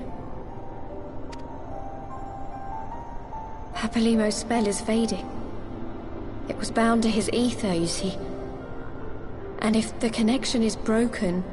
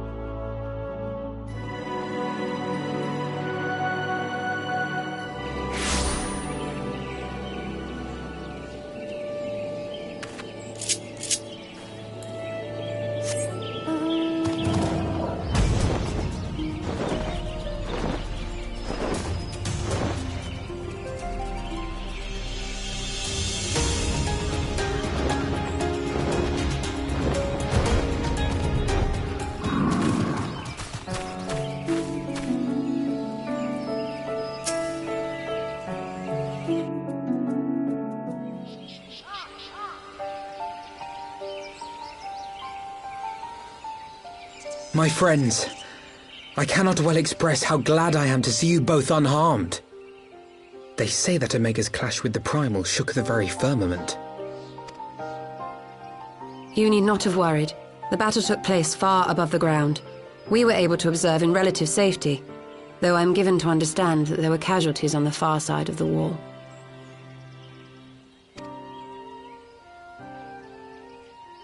It was like watching a nightmare unfold before our very eyes. Ilberd's primal manifested in the form of a colossal dragon, a being of pure violence. It burst forth from the cocoon with such terrible force. That such a horror should spring from the eyes of Nidhogg comes as no surprise. Nor do I wonder at its form. Ilberd all but announced it in the moments prior to his death. Plainly, it was his dying wish to visit a second calamity upon the Empire. And I am quite certain the abomination would have obliged had it not found itself outmatched by Omega. Gods! I am no stranger to the works of Allag, but even I was unprepared for the machine's furiosity. It beggared belief.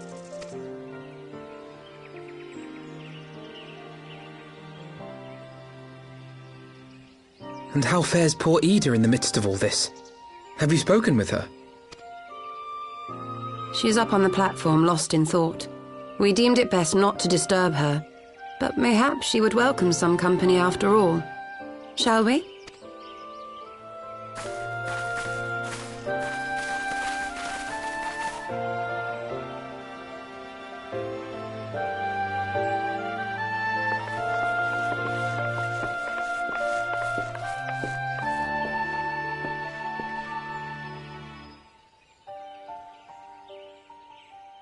The light's gone. It was all we had left of him. Ida. I don't blame anyone. I knew what was going to happen.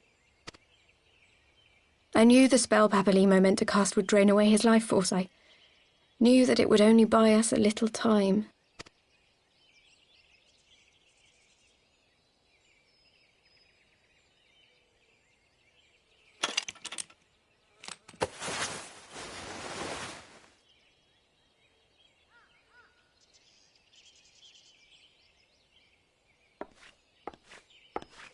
Ida, there is no need to explain.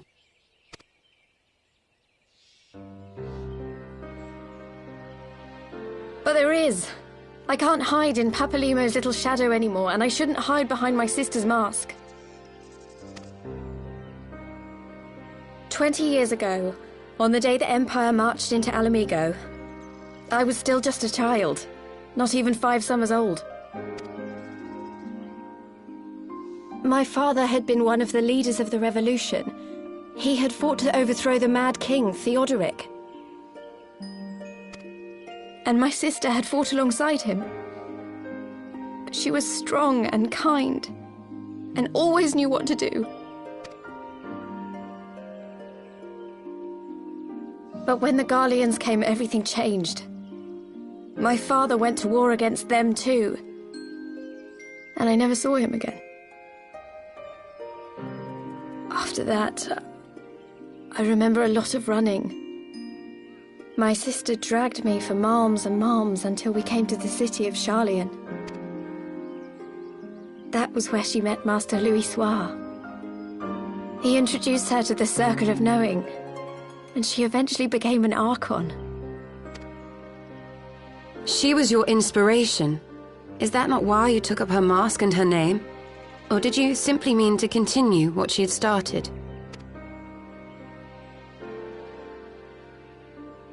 You've known all along, haven't you, that I wasn't Ida? Of course. We all recognized you at once. 'Twas Papalymo who persuaded us to maintain the charade. It was silly to think I could fool you. I knew that even then, but I sort of decided not to know.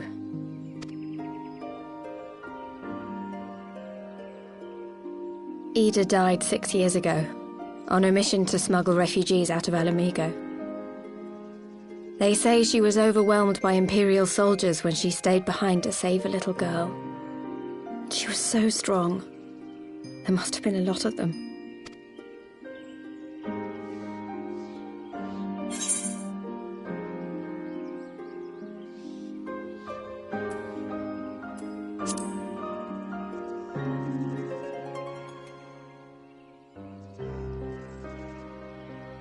I'm sorry for lying to you. My real name is Lys. When Papalymo brought me Ida's mask, it was meant as a keepsake, but I decided I wanted to be his new partner, to keep alive all the good that she had done. I didn't want to become Ida, exactly. At the time, though, I still didn't know who I was myself, and it almost seemed easier to play the role. Papalymo agreed to help, of course, but it was never what he wanted for me. He wanted me to walk my own path, and those were his final words to me.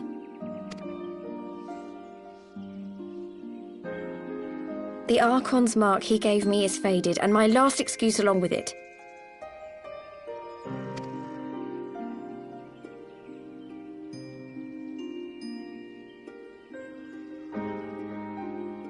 So this is it. Whatever I choose to do from now on, I do as Lys. And I choose to continue my family's fight. I want Ala Mhigo to be the country that Ida and my father always wanted it to be.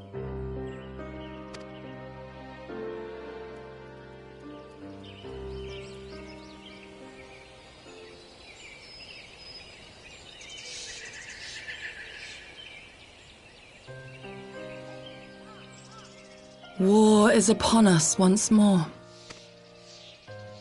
Do you regret standing against the Empire? Would you have chosen a different road, knowing what you know now?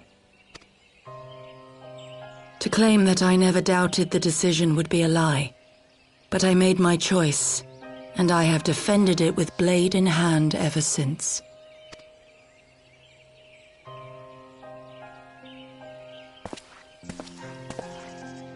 The battle continues, and our steel is needed. Come, Shadow Walker, we leave for the east, for Doma.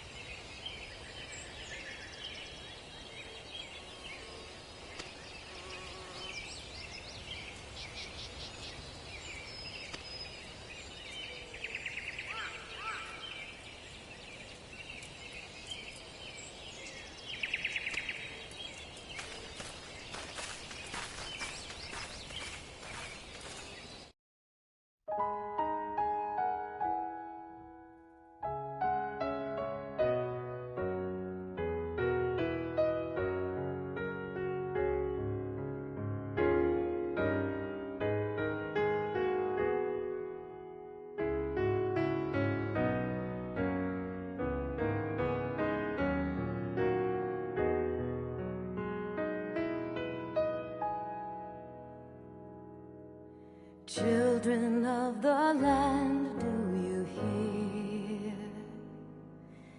echoes of truths that once rang clear? Two souls intertwined, one true love they did find, bringing land and heavens near. But flames that burned full bright soon fell dark. Memories dimmed by shadowed hearts. In the waxing gloom did wane the lover's moon, watching as their worlds drift apart.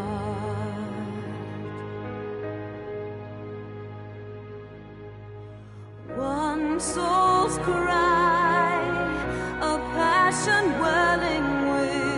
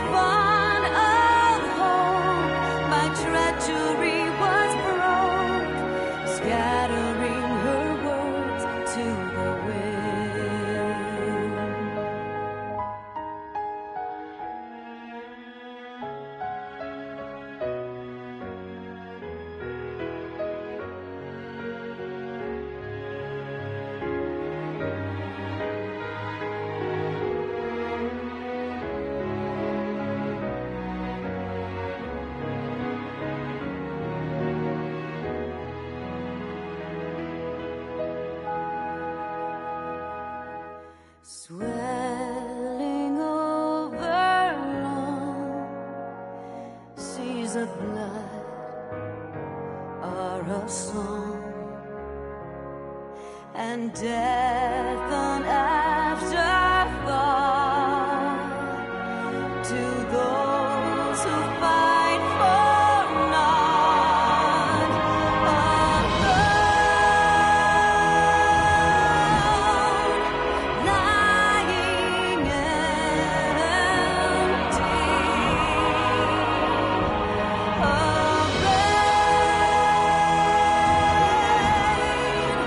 in the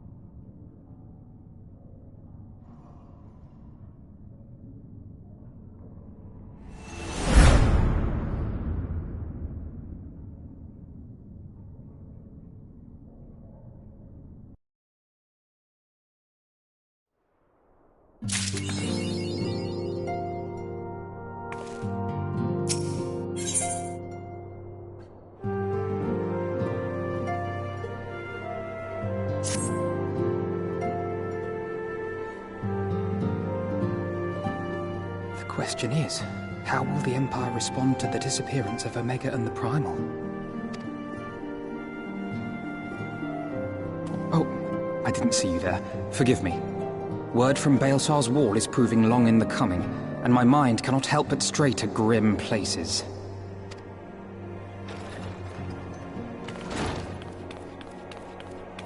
Alphino, a message from the Alliance. It's about time. Pray summon the others at once. Yes, sir.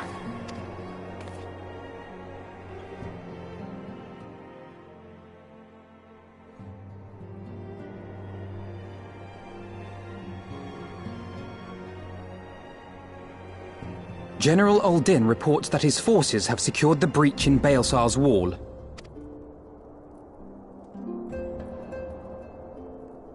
And what of the Primal and Omega? There is still no sign of either at this time. He writes that they will begin a more thorough investigation shortly. And, as expected, he wishes to petition the aid of the Scions of the Seventh Dawn.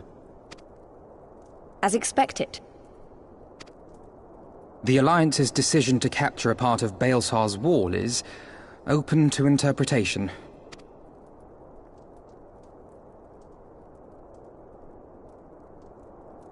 The wall serves to demarcate Imperial territory, Alamigo included, from the rest of Eorzea. To an observer, the Alliance's actions could be seen as a prelude to invasion. Indeed. And the Alliance leaders have no wish to be branded invaders. You're saying they won't fight for Alamigo? Even after everything that's happened?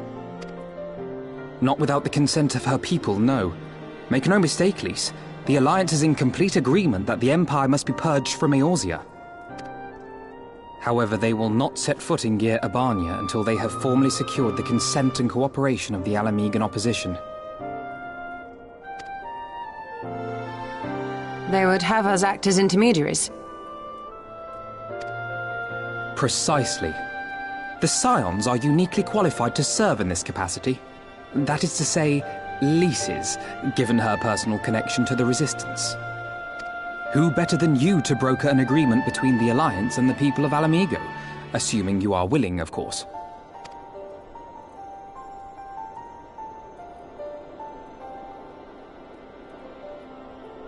Of course I am. You know I'd like nothing more.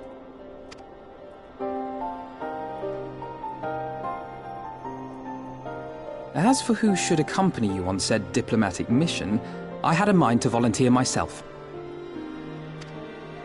Well, that covers the talking part. But you just know there'll be trouble along the way. Are you available?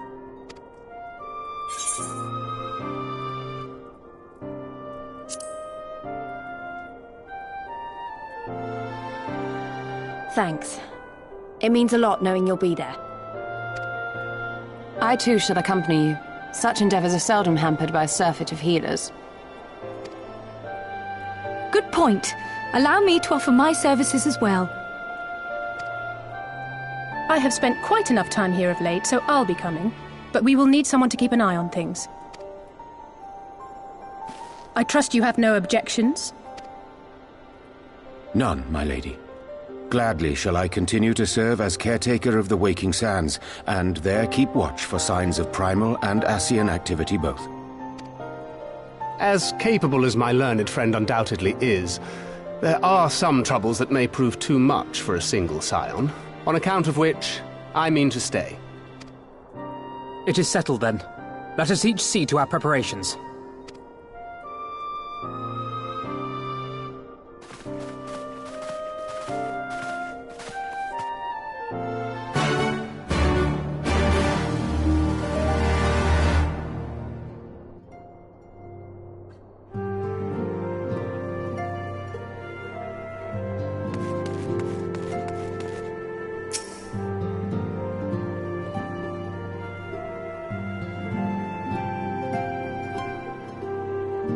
Ready, my friend?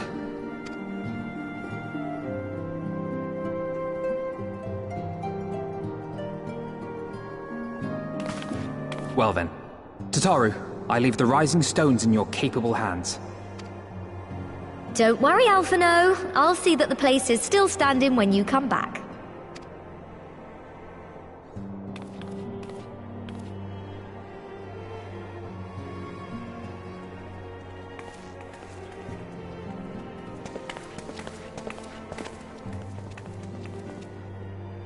Mistress Y'shtola has unfolded all. You are bound for Girabania? Aye. The Alliance would have us make contact with the Alamegan resistance as soon as possible. It begins then. As soon it shall in Doma, if the gods are good. 'Tis but a pity it must be now. I am sorry that we shall not be present to fight beside you in the battles to come. You have stood with us countless times, Lady Yugiri. Pray do not apologize. Then let us thank you instead. You and yours stood with us from the first, when we came to this land as refugees in search of sanctuary. Loath am I to think what might have become of my people, had you not extended to us the hand of friendship. We will never forget. This I solemnly swear. Much has changed since first you set foot on these shores. Revenant's Toll stands as a testament to that.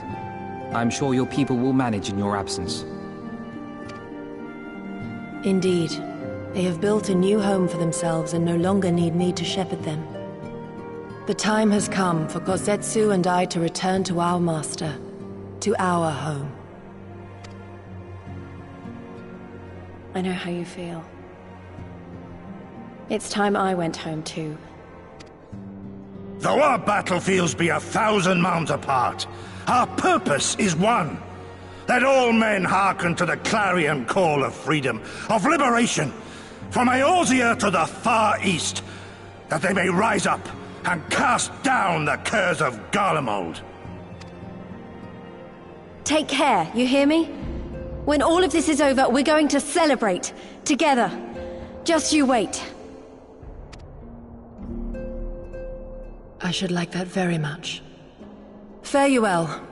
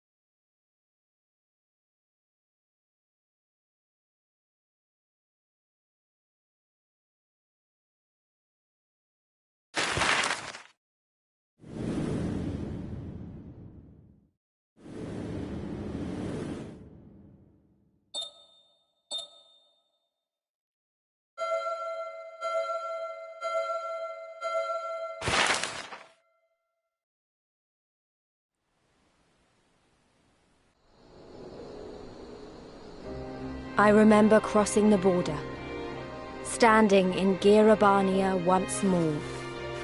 Me and my fellow scions, the warrior of light among us.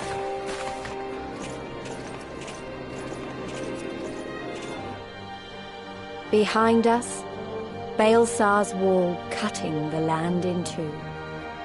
Freedom on one side, tyranny on the other.